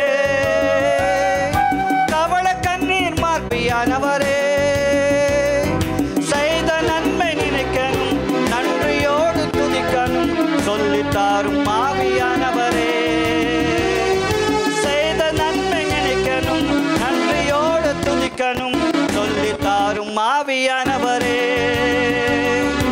ஆவியானவரே ஆவியானவரே பரிசுத்த ஆவியானவரே ஆவியானவரே ஆவியானவரே பரிசுத்த ஆவியானவரே எங்களுக்குள்ளே வாசம் செய்யும் ஆவியானவரே எந்நாளும் சித்தம் போல நடத்தி செல்லும் ஐயா எங்களுக்குள்ளே வாசம் செய்யும் ஆவியானவரே எந்நாளும் சித்தம் போல நடத்தி செல்லும் ஐயா ஆவியானவரே ஆவியானவரே பரிசுத்த ஆவியானவரே ஆவியானவரே ஆவியானவரே பரிசுத்த ஆவியானவரே எங்களுக்குள்ளே வாசம் செய்யும் ஆவியானவரே இந்நாளும் சித்தம் போல நடத்தி செல்லும் ஐயா எங்களுக்குள்ளே வாசம் செய்யும் ஆவியானவரே இந்நாளும் சித்தம் போல நடத்தி செல்லும் ஐயா ஆவியானவரே ஆவியானவரே பரிசுத்த ஆவியானவரே ஆவியானவரே ஆவியானவரே பரிசுத்த ஆவியானவரே எங்களுக்குள்ளே வாசம் செய்யும் ஆவியானவரே இந்நாளும் சித்தம் போல நடத்தி சொல்லும் ஐயா எங்களுக்குள்ளே வாசம் செய்யும் ஆவியானவரே இந்நாளும் சித்தம் போல நடத்தி செல்லும் ஐயா హల్లెలూయా కనుగల మోడి సారీ తమిళ వచ్చేసింది తక్క కళ్ళు మూసుకొని ప్రార్థన చేసుకుందాము తలలు వంచి మనం ప్రార్థన చేసుకుందాం దేవుడు స్వస్థతం చేయగలడు ఆమేన్ కొద్దిసేపు మౌనంగా ఉండి చేతులు పైకెత్తి మన సహోదరుని జ్ఞాపకం చేసుకునే ప్రార్థనలో ఎవరికైతే దేవుడు యేసయ్యా తండ్రి ఇదిగో క్యాన్సర్ అయిందో ఏ శ్రమలో ప్రతి క్యాన్సర్ వైరస్ బాగా కానుగాక యేసునామములో తండ్రి స్వస్థత కలుగును గాక యేసునామములో తండ్రి గొప్ప విడుదల కలుగును గాక అని ప్రార్థన చేసుకుంటున్నాం అయ్యా మా ప్రార్థన విలికించ నీకు స్తోత్రం నాయనా అది మాత్రం కాకున్నట్టుగా దేవుని కృపను పెట్టి దేవుని దయ కనికరను పెట్టి తండ్రి మా ప్రసాదయ్య గారిని మరోసారి మీరు సంఘాన్ని తీసుకొచ్చారు నాయనా అయ్యా మా అయ్యగారి కొరకు స్తోత్రం నాయనా కుటుంబం కొరకు స్తోత్రం నాయనా కుటుంబాన్ని దీవించండి చేసే ప్రతి సేవలో వ్యాపారంలో గొప్ప ఒక ఆశీర్వాదము చూసేలాగా సహాయం చేయమని ప్రార్థన చేసుకుంటున్నాం తండ్రి ఇచ్చిన కానుకలకు స్తోత్రములు కానుకలు కూడా దీవించండి అయ్యా ఈరోజు వాక్యం విన్నారు ఇదో దేవుని చెవులై ఉండాలి దేవుని నోరై ఉండాలి దేవుని మాటలు వినాలి దేవుని మాటలు పలకాలి శపించకూడదని నీ సేవకుల ద్వారా ఎన్నో మాటలు మాట్లాడారు తండ్రి అయ్యా ఈ మాటలు మాకు చాలా బలంగా ఉంది ఈ మాటలు మాకు ఆశీర్వాదంగా ఉంది ఈ మాటలు మాకు సమాధానంగా ఉంది దైవ జనుల ద్వారా సేవకుల ద్వారా మీరు మాట్లాడినారయ్యా సంఘంతో మీరు మాట్లాడినారయ్యా మీకు స్తోత్రం నైనా అయ్యా ప్రతి ఆదివారం కూడా ప్రతి మీటింగ్లు కూడా తండ్రి మేము అయ్యగారు అందరూ చేరి ఈ విధంగా అద్భుతమైన కూటాలు మీటింగ్లు చేసి నీ నామం మహింపరచడానికి మా సహాయం చేయమని మేము ప్రార్థన చేస్తున్నాం తండ్రి అయ్యా ఎవరైతే సంఘం నిలబడినారో అందరికీ ఆరోగ్యాన్ని బలాన్ని శక్తిని కలిగించండి అయ్యా మాంతేష్ పాస్టర్ గారికి స్తోత్రమునైనా ఎదుగో తండ్రి వాళ్ళు అక్కడ సంఘంలో ఆయా ఒక చర్చ్ కడతా ఉన్నారు దానికి కావాల్సిన సహాయం యేసునామ సహాయం రానుగాక త్వరలో ఆ మందిరం కట్టబడునుగాక త్వరలో ఆ మందిరికి సహాయం రానుగాక మేమందరూ చెల్లి అక్కడ ఒక మంచి మీటింగ్ చేసేలాగా మీరు సహాయం చేయమని ప్రార్థన చేస్తుంటున్నాను అయ్యా మాంతేష్ పాస్టర్ గారికి ఆరోగ్యం శక్తిని బలాన్ని ఇవ్వండి అయ్యా షుగర్ కంట్రోల్ యేసునామ షుగర్ కంట్రోల్ రానుగాక అని మేము ప్రార్థన చేసుకుంటున్నాం తండ్రి మంచి ఆహారం ఇచ్చినారు మంచి ఆత్మిక ఆహారం ఇచ్చినారు మంచి తండ్రి ఎదుగో మాకు శరీర ఆహారం ఇచ్చినారు తండ్రి ఇచ్చిన చేతులను నూరంతలు దీవించండి మీ కృప మీ దయ మీ కనికరు ఎల్లప్పుడూ మాకు తోడుగా ఉండి మేమందరూ ఐక్యముగా ఉండి ఏకరీతిగా ఉండి ఇంకా నీకోసం గొప్ప సేవలు చేసేలాకి సహాయం చేయమని ప్రార్థిస్తున్నాం అయ్యగారిని బలపరచండి, మమ్మల్ని బలపరచండి. కొట్టి మరి కృపా దయతో నింపమని ప్రార్థన చేస్తూ అందరూ యేసునామములో ప్రార్థన. ప్రియమైన తండ్రి, మన తండ్రి అయిన దేవుని ప్రేమయు, మన ప్రభు అయిన యేసుక్రీస్తు యొక్క కృపయు, పరిశుద్ధాత్మ దేవుడి సహాయము ఎప్పుడు ఎల్లప్పుడు సంఘంతో సదాకాలం ఉండునుగాక. ఆమేన్, ఆమేన్, ఆమేన్. బోలో యేసు మసీకి, బోలో యేసు మసీకి. వన్ మోర్ టైం బోలో యేసు మసీకి. అలాగే అక్కడికి వెళ్ళిపోదాం. అయ్యగారు వస్తారు, ప్రార్థన చేస్తారు, తర్వాత చేతులు కట్టుకోండి. భోజనం రెడీగా ఉంది. దేవుడు దాన్ని దీవించుగాక.